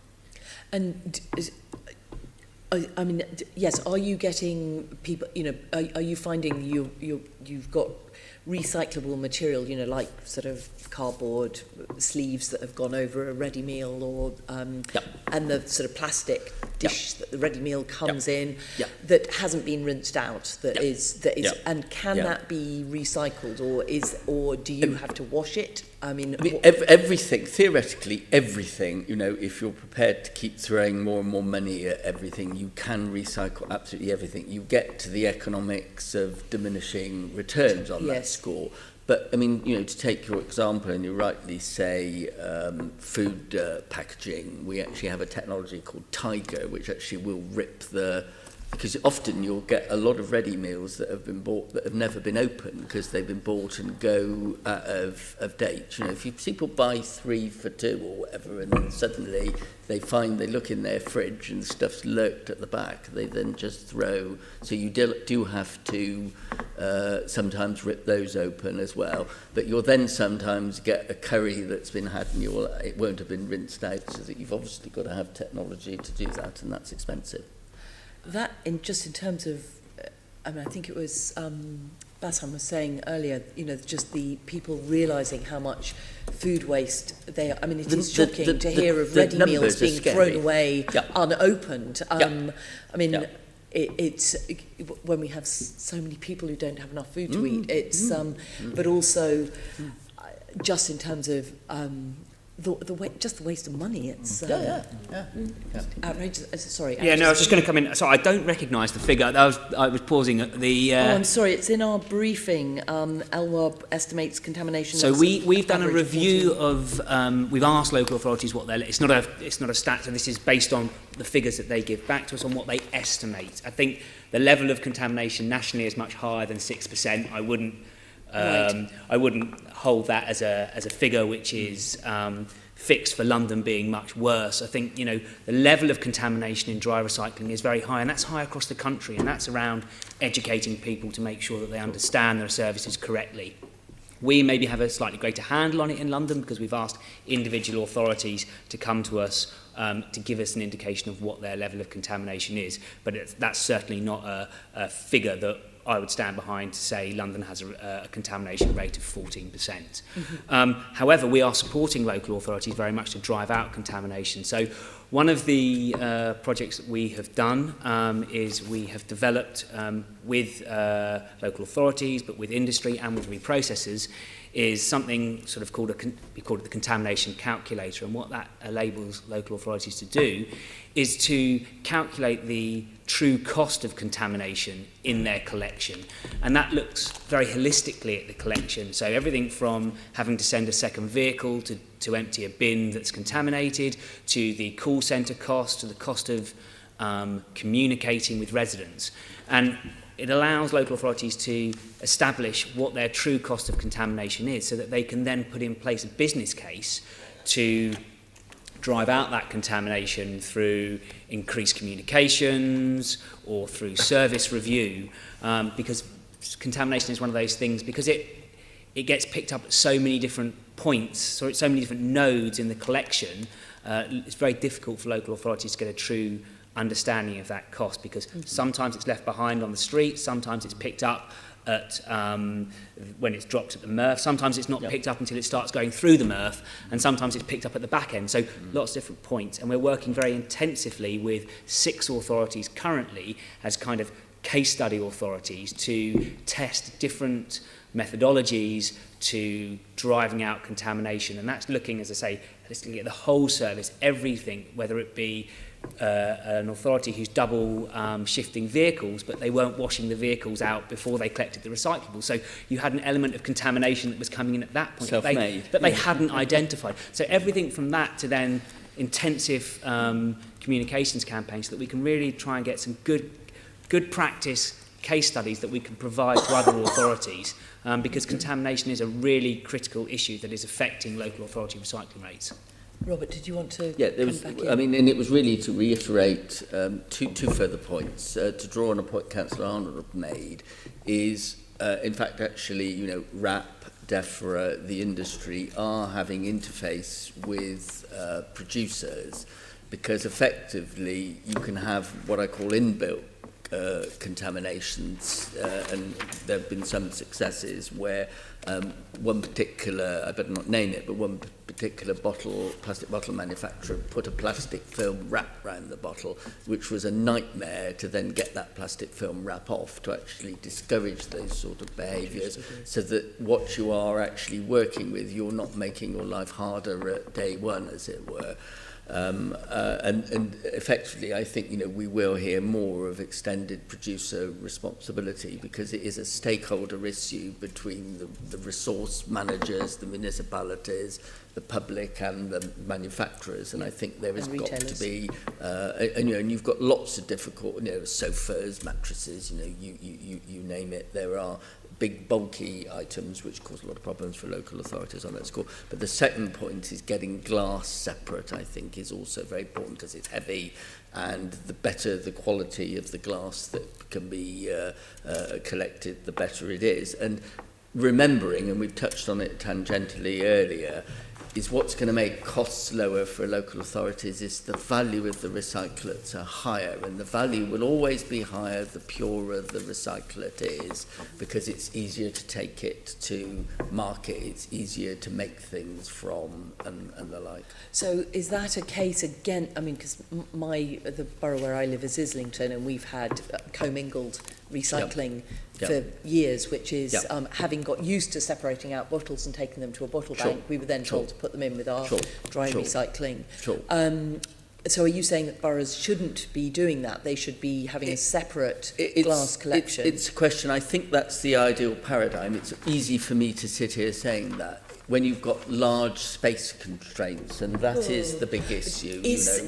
Could there be a benefit to an inner city borough of having, you know, glass recycling maybe at the end of the street, so that they separated that out from what they collected? There is a very sensitive issue, because I can guarantee to you the complaints that we get, probably half of them will be the noise glass makes when it's being tipped or picked up. So one has to pick one space very carefully, but if you can separate it in an acceptable societal way, so that you're not going to be causing noise, etc., I think that's got to be a good thing. Or even deposit returns on the bottles, so that the producer of the bottles takes them back at the supermarket where people bought them, which is what they do in places like I mean, and I think the Germany thesis is if it's mixed in with other dry waste, it's a nightmare, because you've got to spend a lot getting it back out again. Sorry, thanks, Caroline. I think the paradigm, the issue that boroughs face is that essentially, if we want to increase recycling, then commingled and making it as simple and straightforward as possible for the customer is the way forward. But of course, that then means potential increase in contamination. In Ealing, where we've made the change, obviously we've gone from curbside sort to commingled. Roughly, it's about 7 to 9%, which actually, as I understand it, is quite low in terms of contamination rates compared to other boroughs that already have commingled.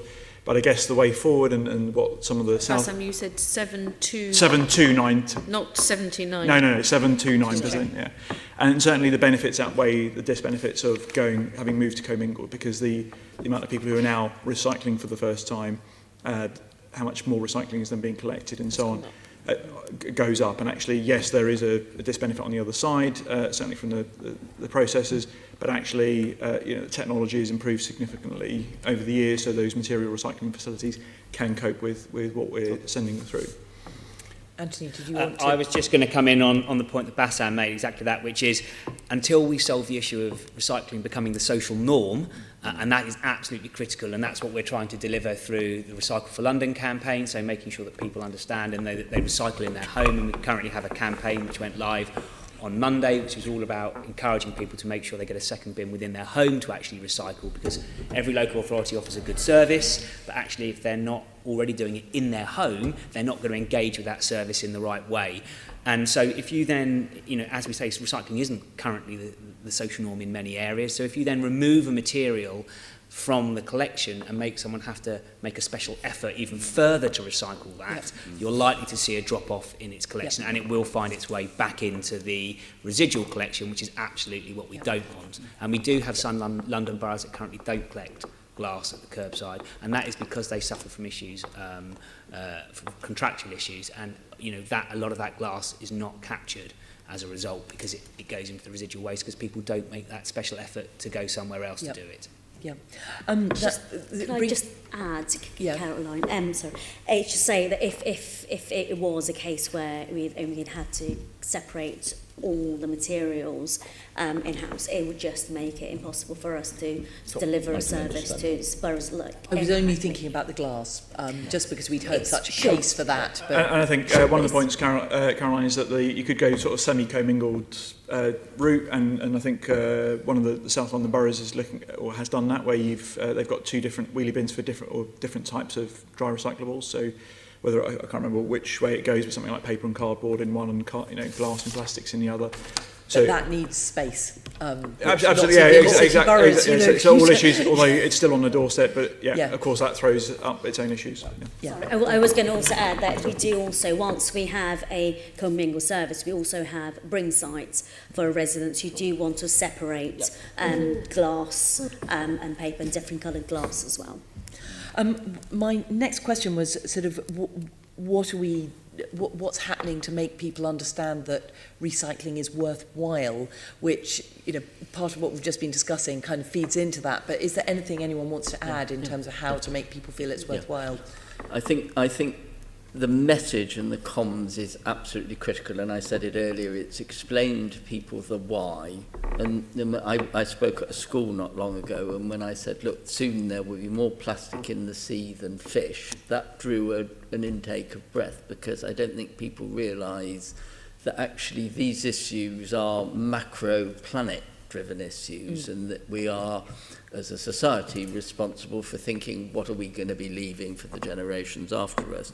But I think we in the boroughs, I mean in Southwark where we are, is a very good success. They invest very heavily in education, and there is a facility for every child in Southwark to come to our education centre as part of Key Stage 2 to learn about recycling, and it's done in two forms. They do a test when they get there on why recycling is important and what it is, and then half of them look at the education centre and half of them go around the facility so that you can actually split the glass up, and they have a toy Murph that they can turn, and they tip a load of material and they see it get sorted, and then they have a load of quizzes, and it has to be child techno friendly. It was designed by the Science Museum, and they step on foot plates and they see an apple core, and you have to show that it goes into the green waste bin. Or I can see Bassam is smiling. Bassam I've been to the Southwark Murph. It's not just for children. I should just say that. Bassam wants to go. But you've already been. It's very unfair. I'm going to buy tickets online. But and if you want to come and see, you're very welcome. But the point I'm limping towards, I think, is when they do the test at the end, the results are very much because they've understood the why and they see the raw materials, etc. So that's the children, and you hope and they educate the parents, and then they educate the parents. They go home and which is great. I think on that point, Caroline, through Resource London and LWARB, and what we're doing is actually we've done some really important segmentation work in terms of understanding.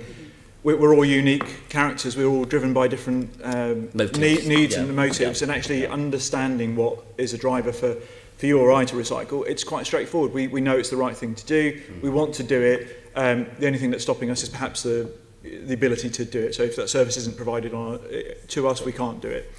Whereas for other people, they really don't care. They don't want to. They've got so many other things on their plate that, quite frankly, recycling is not even on their radar.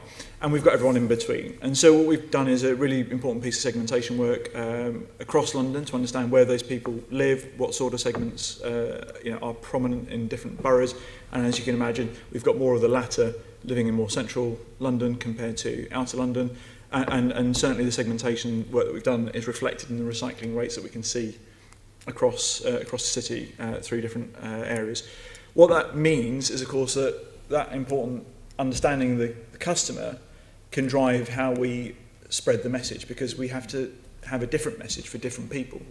Yes. Because the messages for us is quite straightforward. Actually, this is how maybe some of the more complicated things in terms of recycling, where does that go and what's the best way to deal with that, whether it's technology or something else, or textiles, and maybe around contamination, whereas for other people it's just simply take that first step to recycle in the first place. And of course we've got to make it easier, make it straightforward, but clearly that's why some of this, the work that we're doing through Resource London is so important, and we're now focusing that around flats. So actually, again, coming back to how can we make it easier, the key message at the moment is one more bin.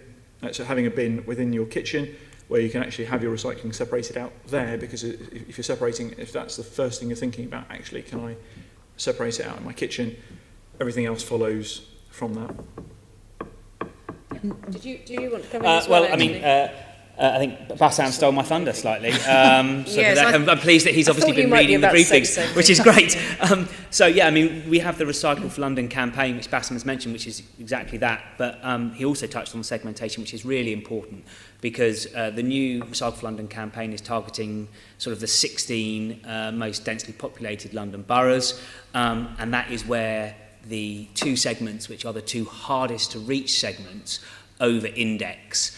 And in fact, they significantly over-index in those boroughs in comparison to, say, the English average. We're talking around sort of 45 to 55% of the audience that we're tackling here are the two most difficult to reach segments in terms of an audience segmentation of 6 that we've broken up. So just goes to add a kind of a level of complexity to an already very complex environment of communicating about waste and recycling.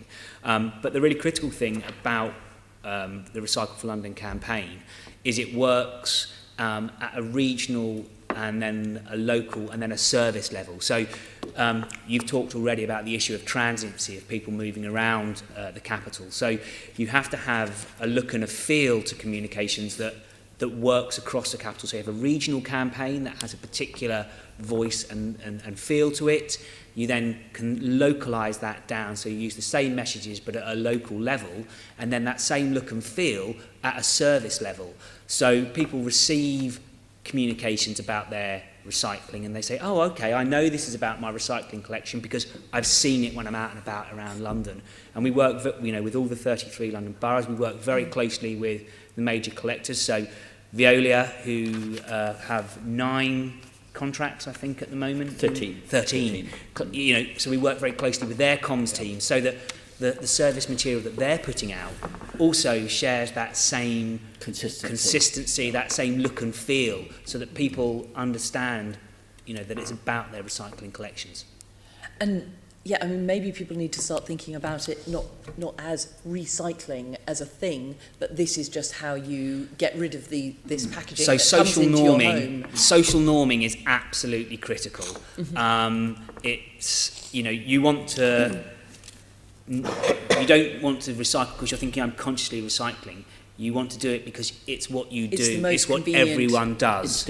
It's instinctive, and that's very much again why this current campaign is looking at the people's actions in home, because if you don't do it at the point at which you create that waste, by the time you get to that engagement point with the local authority service, it's too late. So if you've already put something in your black bin and you live in a flat, you're not going to get down to the bins and then sort it out. Of course. Just before we move on to housing types, has the Mayor given any attention to the quality as well as the quantity of recycling? I mean, obviously, we all want to reduce overall the amount of waste that London produces, but obviously we'd like a bigger proportion of it to be, of what does get wasted, to be recycled. But has the Mayor kind of put any attention into the quality of what gets recycled? I think, well, the setting out the minimum service standard in the environment strategy will lead to an improvement in quality.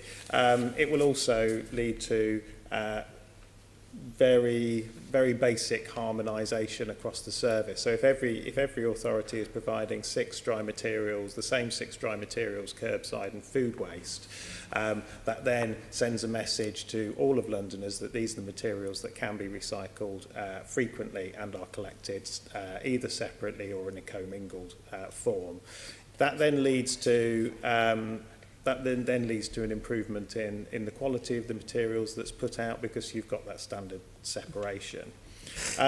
In addition to that, we've obviously supporting, we work very closely with Resource London and the Recycle for London campaign. Resource London has taken on the Recycle for London campaign from the Mayor. It was previously run from this building.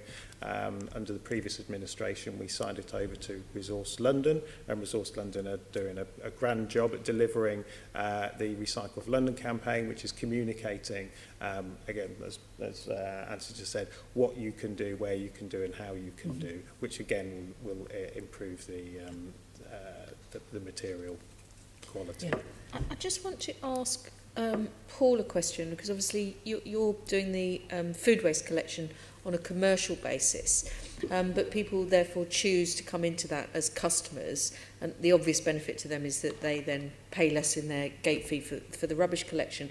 Have you noticed, though, as they've come in as new customers, that they've gone on any kind of journey in terms of improving what they've done with their separation and collection? Are there any lessons that we can learn?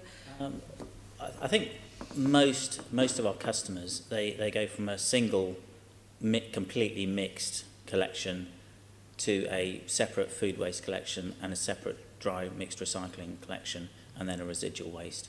So they get it very quickly, and they understand that. So yeah, I think it's a natural progression really, that they recycle all their other streams, and then they find that the amount of dry mixed recycling goes up because most things can be recycled, and the residual waste goes down on a commercial basis as well. So the message is very, very similar to the residential collection. And the issues about contamination because I think Robert was who mentioned the issue of plastic film getting into the food waste. Yeah, we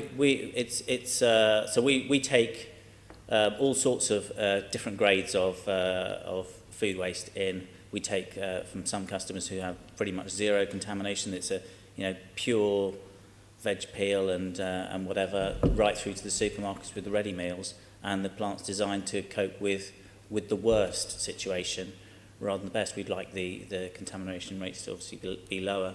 We typically see between 5 and 10% contamination depending on the customer. So typically retailers have a higher percentage of contamination, and prep from a kitchen will have quite low levels of contamination. Front of house, if you get front of house segregation, that again can have quite high levels of contamination, because it's much harder to educate people, for example, going to a sandwich shop, to split their waste streams up. But generally, I suppose sandwich shops, people do eat the food, which is the best thing you can do with it anyway. Okay, so some lessons there, I think, just as people, coming back to the point about the more that you segregate and taking out the food waste, the more it is that we are able to deal with this issue, but that people do learn quickly once they start, which I think was a point that Bassam was referring to. And just one further thing that we do is we report back how much their food waste, what it weighs, and how much they've disposed of, and we see once people see what they're throwing away, it's very clear what they're throwing away and what they could save, how much of that food waste was avoidable food waste, and reduce that. You can always do better and reduce the amount of avoidable waste, and food waste in particular. And what we see in our factory is generally the unavoidable waste. It's the veg prep and the banana skins and all of those things are predominantly what you see. We don't tend to see the non-perishable tins and things in glass and things like that, because that goes to better places. There's a grey market in that, and there's also the fair share and not-for-profit sector. Thank you. Caroline, sorry to come Yes, back to you. Get back to, or move on to housing types, so the difference between recycling and flats and street properties. Just to start off with, would Bassam and Feryal just like to say, and if there's anything that hasn't yet come up already in terms of what is happening at local authority level to tackle the very low recycling rates in flats? Bassam, do you want? Yes, I think the flats, the low levels of recycling on estates and flatted properties is recognised across the board by the mayor and local authorities. We in Hackney realise, considering it comprises a majority of our housing type, have undertaken a full scope and exercise to understand the difference, because all our estates also, not only do we have 52% of our housing comprising of estates, but all the estates are set up in completely different ways, so the needs on those estate blocks are completely different as well. So getting an understanding of that was quite important as well. So would you like me to go into some of the schemes and incentives that I think just if there's one or two examples of things that you've done to try and boost recycling in flats, or anything, Sure. any observations you have about the particular difficulties that people face.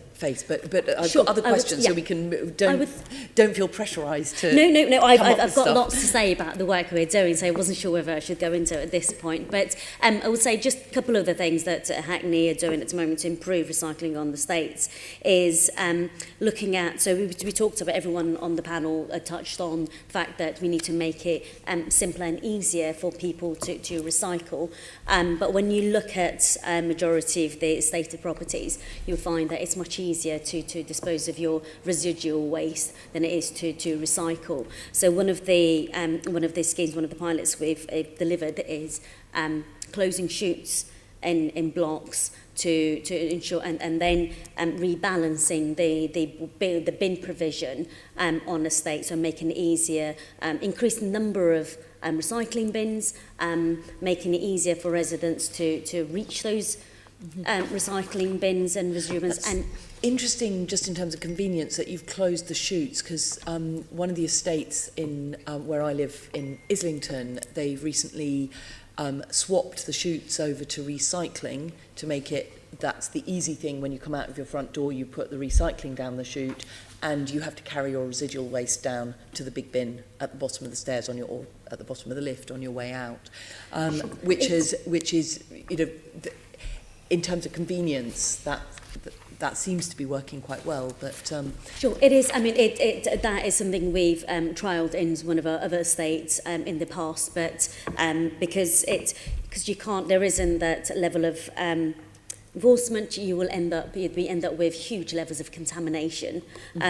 We end up with people putting all sorts down those chutes. So it's, in terms of trying to improve the quality of the recyclate you're getting, it's better to actually close those chutes, and where you've got the infrastructure, ensuring that you've got it's easier for them to get to the recycling bins than it is to get to the residual bins, I would say. Bassam, Caroline, if I can mention two local things and one London-wide. So the first is in relation to estates, and where historically we've had a number of different, essentially, wheelie bins, quite far away perhaps from where the properties actually are. You've got to separate it all out and so on and so forth, and actually all of that is a prohibitor for people to use them, and we're looking to move that to more commingled, closer to where people actually live, and to make that immediate obvious change for people to try and encourage them to do so. The other piece of work that we've been doing is around flats above shops, notorious for being difficult to get recycling from. And so we've introduced time banding, which is related to enforcement. Many of these properties believe, as do some of the commercial properties below them, feel that they've got a daily collection, where actually it's supposed to be a weekly collection in terms of their residual waste.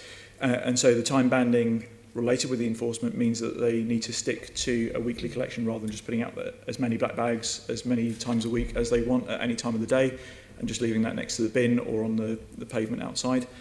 And in relation to that is obviously introduction of containerisation, both for residual and for recyclable materials. And that is sometimes tricky, but I think it's certainly the best alternative to what we currently have, where people just leave black bags with stuff seeping out of it onto our pavements, which obviously comes back to the point that you made earlier, Leonie, in terms of our general street scene. And often, people would rather take up a bit of space, perhaps in an alleyway, to provide that containerisation than have the mess that they've got on their doorsteps. Any London boroughs invested in the kind of bins you get? I've seen them in Lisbon, I've seen them in other France as well, I think, where you have at the street level, at the surface, there's a kind of what looks like an ordinary bin where you just lift a lid that's just a table type height, but underneath there is a big skip-like container that gets collected by the refuse collectors, and it makes it's very, very normal. You take, when you go out of your door, you take the food waste and you take things that can be recycled, and there's a separate one for residual waste, but it's incredibly convenient and incredibly normal. And I just wonder, Antony is saying you know about this. Yes, some boroughs have, Tower Hamlets have some, but they're incredibly difficult to retrofit. So, when we have huge quantities of existing flats infrastructure in London, that's a very expensive and difficult system to retrofit in. Most of the properties weren't even built with recycling in mind. They were designed and built when everything went into one bin, and actually introducing and putting in place recycling is difficult enough. So introducing and retrofitting that in is very difficult. But they're absolutely an excellent solution where you've got new build, and Bassam touched on it earlier. Between now and 2030, 88% of the properties that will be built in London will be purpose-built flats. So what we mustn't do is try and just focus on getting recycling right in the existing infrastructure, and then turn round 10 years later and go, oh God, we've got the same situation now with all the new build. So it's absolutely critical, and that's one of the reasons why the flats programme that LWARB has got for the next 3 years. We've got 1 million of extra investment for flats recycling, and I'll talk about the stuff that we're doing with existing flats in a minute, but with the new build is to work with planners and developers, and we have some flats planning guidance that has already been produced, which is for local authority planners to be able to make sure that new build, and it's also for the developers to make sure they're designing it in, but that new build properties are designed with sustainable waste management in mind, and that the appropriate space and facilities are put in place. But is that something that should be a planning condition? Because I'm sure all of us can think of examples of newly built flats that make recycling and waste collection incredibly difficult and inconvenient, because there's just not enough space allowed for it. Absolutely, but it very much that's why this tool is so critical, because it really depends on how well the individual planners and individual authorities are trained. And in some cases, you have very good planning departments which are all over the waste side of new development proposals, and in others less so. And we have seen, and you're absolutely right, we've seen some examples in recent years being built where an RCV vehicle can't even get in to turn round, let alone collect. But it's a bit of a shame that the Code for Sustainable Homes, which covered all these matters in a huge amount of detail, not just the zero carbon elements, but it also covered waste management, access to collection of waste, enough space to be left in kitchens for people to store their waste, even in flats, was scrapped because we didn't need it anymore. But there you are, that's just a personal issue for me. But I think you just touched on a really interesting point, which is the in-home. So a lot of these properties are now being built with less than 5% internal storage. So again, I come back to that. You can put all the lovely facilities you like in outside of the building, but if people aren't already doing it in their home, it's critical. So that 5% internal storage is we need to make sure that waste and recycling is thought about in the home as well, so that people can engage in the services. And so that's a big bit of the work that we'll be doing. Is that something, Andy, that should be specifically in the London plan, or is it already? It will be. So emerging London plan policy will be strengthening up the requirement to provide sufficient space within the development, both in terms of separating your materials in the home, and also the provision of on-site recycling requirements. I think there are. I mean, they are the two key issues. We've also talking to developers, both through Resource London and directly ourselves, especially the good thinking developers coming forward. However, even still, you are seeing in new development there's still small amounts of storage. I think one of the challenges that boroughs are also feeding back, and I don't know, I need to verify this, is they also find it very difficult to refuse planning permission at the moment on sufficient bin storage. So I think we'll need to do a bit more work at looking into that kind of claim from officers that is a challenge that they have, and then how we can address that. Thank you. I was just going to say, I think the panacea to get to is a place where people look round home, new flats, and they go, is there bike parking? Is there solar heated water? All those things. And is there sustainable waste management built in? And that's the kind of panacea where people, when they're looking at new flatted properties, are thinking, that's something that I expect to see along with all the other services that I'm getting. Building to the Code for Sustainable Homes Minimum 4 would have covered all of those issues that you've just mentioned, including the bike parking, the solar, the solar thermal, and indeed all the space that you needed in your kitchen for proper segregation. Sorry, however, I'm not sure if it was completely landed, but the point that Antony's made is that we have, as LWARB, got £1 million programme through to look at working with a large social housing provider that's got properties right across London and different types of flats as well, so that we can work through what works well, get that best practice in tested, and then to be able to roll that out. So when will that be? When will you have a report at the end of that? So we're currently in the final stages of developing that project with this social housing provider, as I say, and the reason we're working with them is because they've got properties across 29 London boroughs. So it means that we can work with them across a multitude of different service provisions. And so that will be over the next 3 years, testing a lot of interventions, both more conventional kind of service interventions and more sort of innovative kind of behavioural change interventions as well.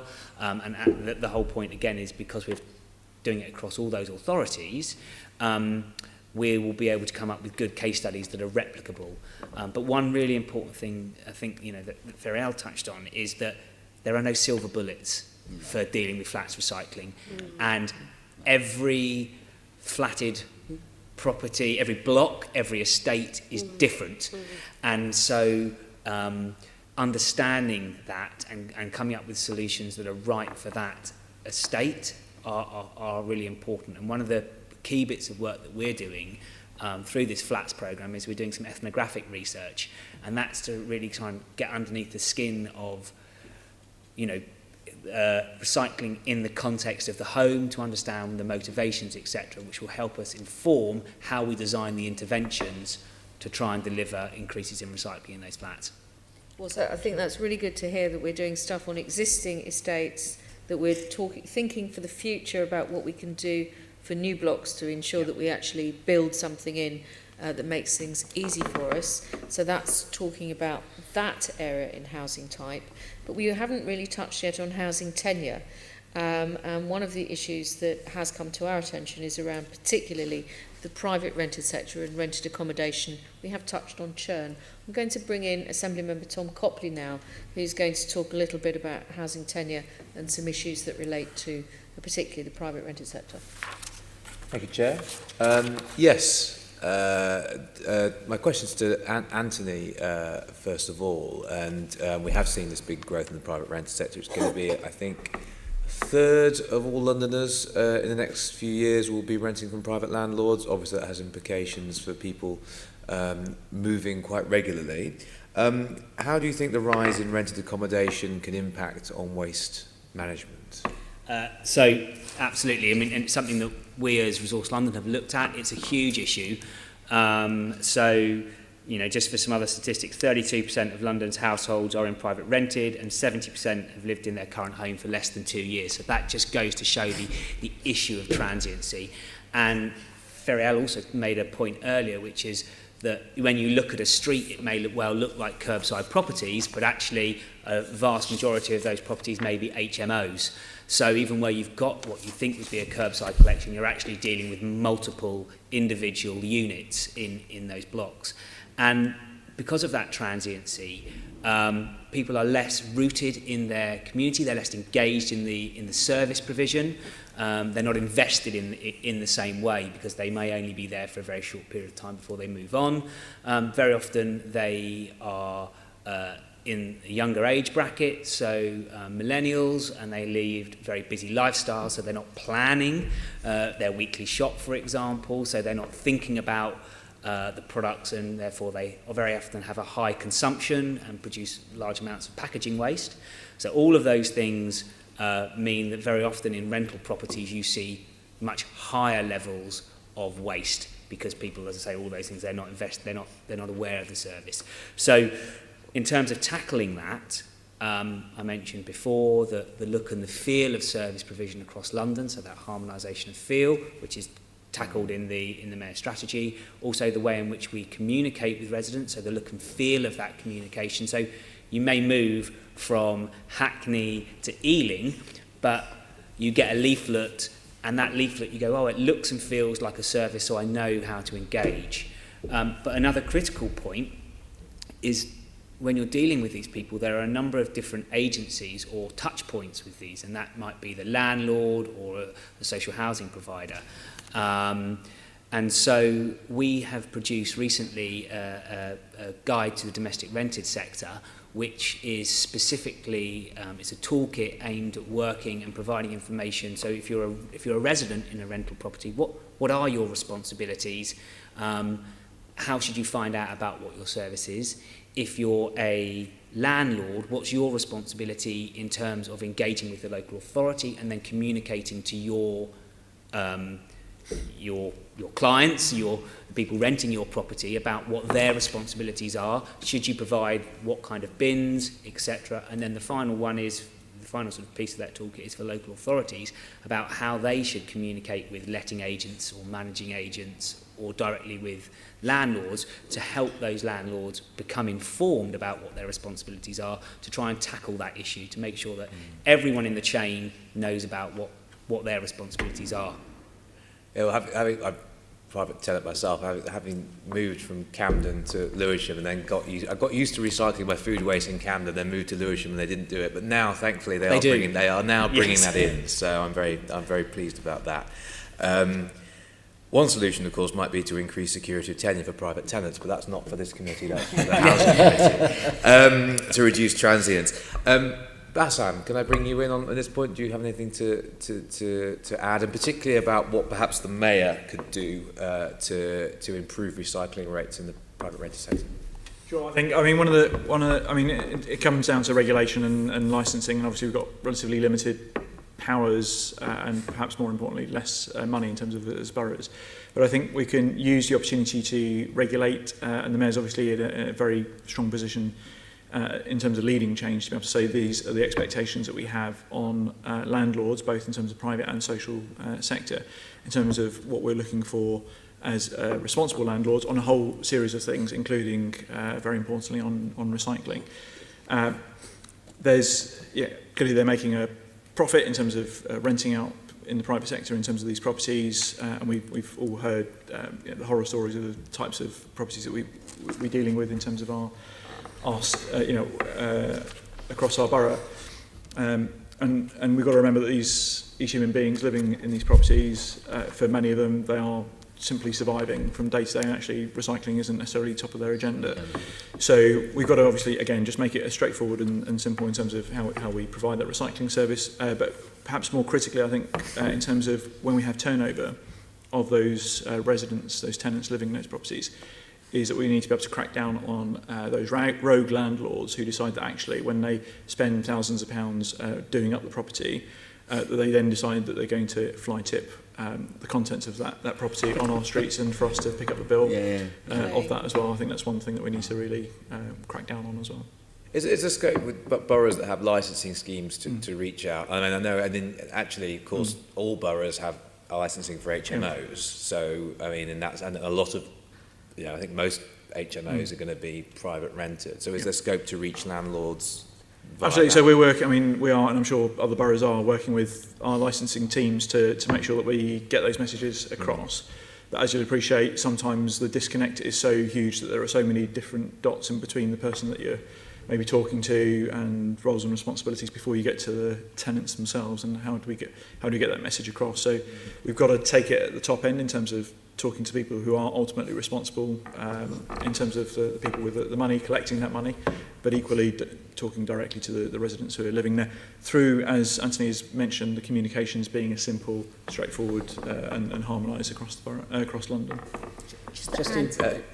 I'll bring Feryal in first, and then I'll come back to Antony. Just to say, with our larger HMOs and the housing associations, there is that good relationship where we're working together to tackle some of these issues. But as Bassam said, the landlord licensing does give us another opportunity to engage with the smaller HMOs that may have been working on the radar and don't actually, we're recycling some of these environmental issues on top of their agendas. So the landlord licence does give us an opportunity to work closer, better with these organisations. Excellent.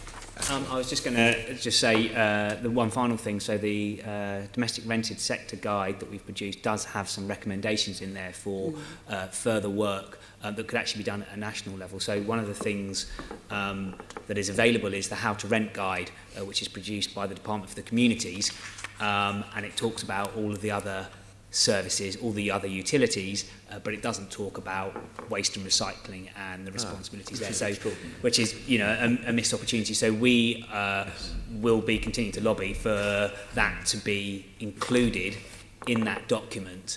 A relatively simple thing to change. Absolutely. I mean, there might also be an opportunity with, they've got the tenant fees bill going through, and it's not just about fees, it also relates to regulation of lettings agents, so potentially there's some scope there as well. Which was my point earlier, is getting the letting agents to distribute the data as part of the deal, as it were. Yeah. I find, we provide information on our website. You can put your postcode in, it tells you what your frequency is, the day of collection, etc., etc. And so often I speak to private tenants and they're told by their letting agent, actually you can just put your rubbish out every day, or they're being told the wrong information from the letting agent, which is just not good. Not good social corporate responsibilities. No. Yes, well, when I moved most recently, the lettings agent, you got all this stuff on. Well, here's your water, your gas, electricity companies. Nothing about waste recycling. So yeah, there's definitely scope for improvement. But before I want to, do any other members have any questions before I move on to the next section? Okay. So, one thing actually is a nice sort of segue into this. One thing that might help with this is more consistency. So these next sort of sets of questions are about increasing consistency across London. So I'll start with Antony again. What structural changes to waste management collection will have the greatest effect on London's recycling levels? Well, I think we're already seeing a lot of good work happening. So sort of voluntary authorities working together. So the South London Waste Partnership, really great example there of those four authorities coming together, letting a joint contract so that there's a harmonised service. That's not a waste authority itself, is it? No, so it's a voluntary partnership. Voluntary partnership. Yeah, so the four boroughs of Kingston, Merton, Croydon and Sutton have come together under a voluntary partnership. They've let a disposal contract, but they've now let a joint collection contract won by Veolia, as it happens. So I'm sure Robert again may have something to say about that. But that's a great example of a voluntary coordination, coordinating that collection. We're also supporting a number of London boroughs, so a number in the South East, to look at how when there are contract opportunities, so when one a unitary authority has a contract renewal, whether there may be opportunities for the joint procurement of services or to align services more closely so that we get that more harmonised collection feel across London. So we're working with a number of groups of authorities. So there's certainly voluntary good practice, and LWARB was ideally positioned really in that space because we sit between the mayor and the boroughs to help coordinate that across London, working with those authorities, and we hold much of that intelligence and good practice already in-house.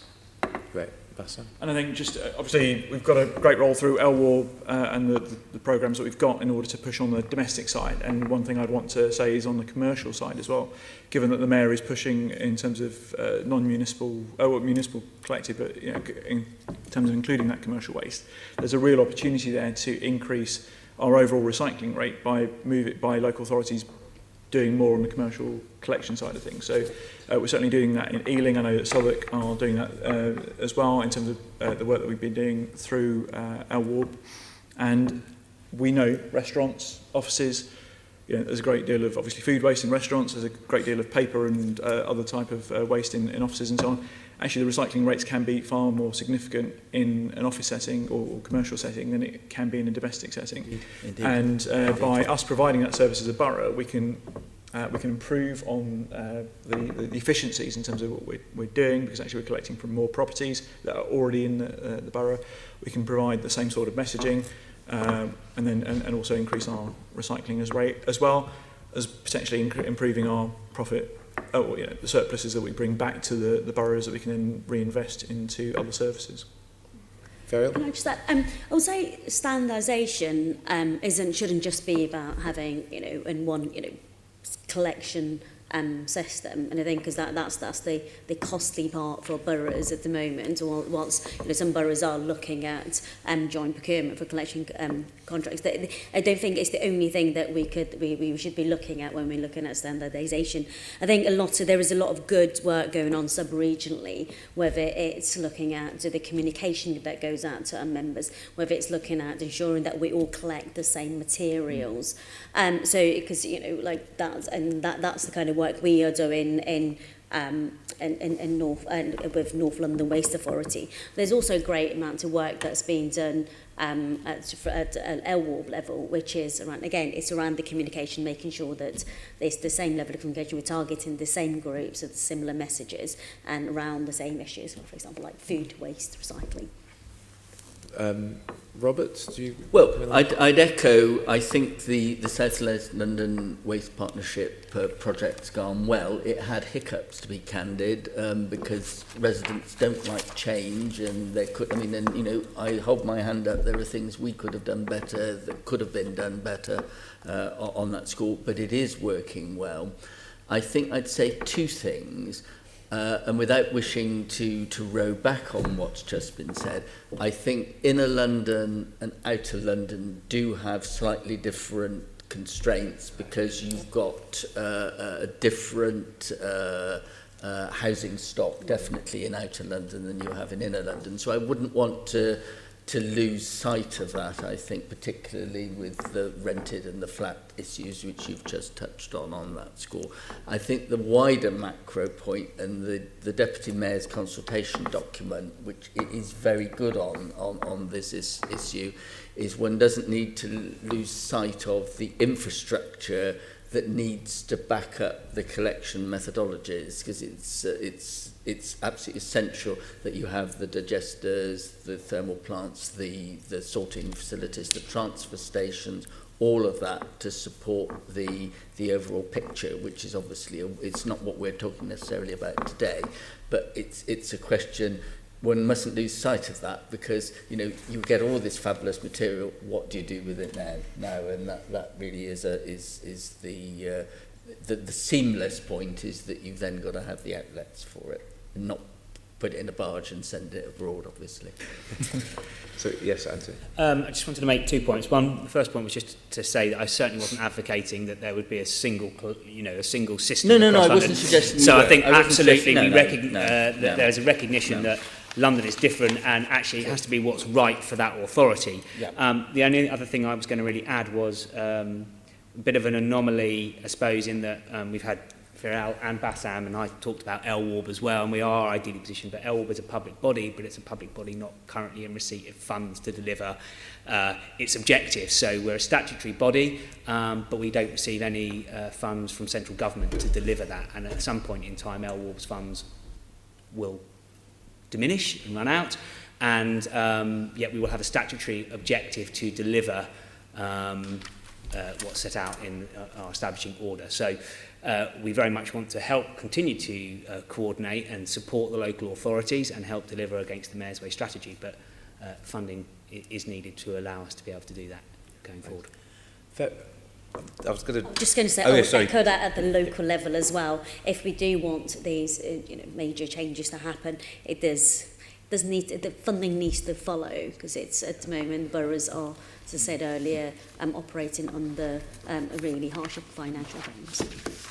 Feryal, do you think there's a case and any public appetite for a pan-London waste authority? This is something I think that, I mean, it's something certainly that I think Mayor Livingston wanted, and it's been talked about over the years. Do you think there's a case for that? I think even if there was a appetite for that, achieving that, getting there, may take quite a long time, because we have different collection systems or companies. So, for example, in Hackney, all our collection is done in-house, and there are boroughs that are linked to or locked into very long-term contracts. So there is, I guess, work that LWARB could do, working with the boroughs as and when their contracts are coming up for renewal, to look at what's happening at neighbouring boroughs. I would say it would be a very costly and lengthy process. Right. Yep. I think the short answer is no. And anyway, in order to do that, we'd have to have regulation, and the government is quite frankly so mired in issues around Brexit and everything else, we wouldn't get there. So the key thing is obviously the outcomes, not necessarily the process of how we get there. And actually, we've got a number of really good best practice, the models and so on. There is communication. Communication and so on. So we've got that pan-London communication through Recycle for London, which is absolutely critical. The other key thing is obviously politically that we get the buy-in at the local authority level into that, and certainly with the diminishing funds that we've got, certainly in both of our disposal authorities in West London and in North London, we have a really an increasing role in terms of the reduced message that we play at that level, and in terms of supporting each of the constituent boroughs around their recycling. And I think one of the key things is not, of course, everyone is going to always say that we want more money, but equally what we don't want is that we're saying we're being handcuffed on both sides, because we know that our money is reducing, and at the same time ministers, as we've had with Pickles, are also saying, well, actually you can also not do the things that would be really good practice, and trying to regulate us from stopping us from doing the things that would actually increase and improve recycling, because he wants to get a headline in the Daily Mail or whatever, which will be tomorrow's recycling paper, of course. So I think the key thing is around also making sure that we're not being constrained on both sides, both financially and regulatory. Sadly, we haven't heard from Eric Pickles recently. I'm sure it's a loss to all of us. Tom, do carry on. Thank you. Used to be somebody, didn't he? Any other thoughts on the Pan-London Waste Authority? Yes. Just to add, I think that where we are now, and include with the Mayor's strategy now, including municipal waste, so the wider scope of municipal waste, I think we have a good opportunity for the Mayor, for boroughs, for LWARB, and for the waste management companies such as Veolia to get together and work together to achieve the objectives set out within the strategy. And I think there's general agreement that the objectives and the aim is right, is the right place to go. Everybody is going to have their slightly different positions on how to achieve that, but I think we're certainly in a position where we can get together and work as more as a partnership now in London to achieve those objectives. Okay. Well, if I could stay with you, Andy, how could the Mayor help to fund greater recycling consistency across boroughs? In terms of current funding and budget budget provision. Most of the support is currently directed through the London Waste and Recycling Board and the Resource London programme, which is a partnership of LWARB and RAP. RAP funding for London goes through Resource London, so Resource London has an LWARB are able to channel that funding more appropriately. In addition to that, I mean, we are approaching government and saying this is if we're going to achieve the Mayor's strategic aims and certainly increase the household waste recycling rate from 32 to what we think may be the maximum of around 42%, then we are going to need a level of investment within the range of 100 to 350 million pounds. So over what period? well, that would provide the infrastructure in order to implement the soft infrastructure, the bins, the boxes, the service changes. That would then, as we're seeing, when we're looking at full service changes, there are a reduction in costs. So some of that money will come back into the authority, but it would be one-off payment effectively to implement the services required to achieve those aims and objectives. And that's funding that will come from the government. And at the moment, we're seeking money from government on that. So we've raised that with the Minister and the Secretary of State. I think that's going into a pot of many discussions that will be. Well, usually when I ask how discussions with government are going, I get told wait and see. So understandably, so I'm not. I won't press that one any further. Wait and see in a few other words. Any other thoughts on what the Mayor could do? You know, regarding funding, recycling consistency. For SMEs like ourselves, one of the things we'd like to see is we're not asking for money really as such, but we'd just like some more encouragement, some more help with certain projects that we're looking at. So, for example, for us, we're looking at putting gas vehicles on the road to collect food waste. So it comes back to our own facility, makes more gas. It's a nice circle. However, you know, we would still be subject to congestion charge and road fuel tax and these other things that other policies, such as electric vehicles, wouldn't be subject to. You know, so there is an imbalance there that could be encouraged and encourage the infrastructure investment that we're about to undertake, and sort of lower the carbon footprint. It's all about lowering that carbon, getting the recycling rates that we want, but at the lowest carbon cost. So recycling locally with vehicles that have a very, where they're very clean. Yeah, that's a very interesting point. Yeah. Good. Okay. Well, thank you very much to the committee for putting all of those questions. And can I also thank our panel of guests who have been very illuminating this morning. So thank you very much for all of your contributions. Could I just ask you if you're happy to note the discussion and the report which accompanied it today? Agreed. And are you minded to delegate authority to me in consultation with the party group lead members to agree any outputs arising from the discussion? Go on then. Item 6, it brings us back to our Environment Committee work programme. We have the last part of our investigation into waste will be taking place at our December meeting, but we did feel that it would be possible to also include, given the issue of air pollution and particularly particulate pollution has been such an important issue for London, with more research showing yet more information about that. So the idea is for the second part of the December meeting to discuss various aspects of particulate pollution. Is everyone happy to have that as the agenda item for that meeting? Agreed. The London plan has actually come up several times today, so we did also feel that at some point, in case there are aspects of the London plan that we need to put our input into, that we will also have that as a second item at one of the meetings during the consultation period. That would be very tailored only to items that relate to the environment brief. Is that agreed? Agreed. And we are still planning to have water issues, including Thames Water's new 80-year document telling us how they're planning to supply London's water needs for the next 80 years, up to 2100, as our item for February, and then a mid-term progress review with the mayors to have a look at the mayor's environmental agenda, probably with the Deputy Mayor for Environment and Energy at our March meeting. Is that all that agreed as well? Agreed.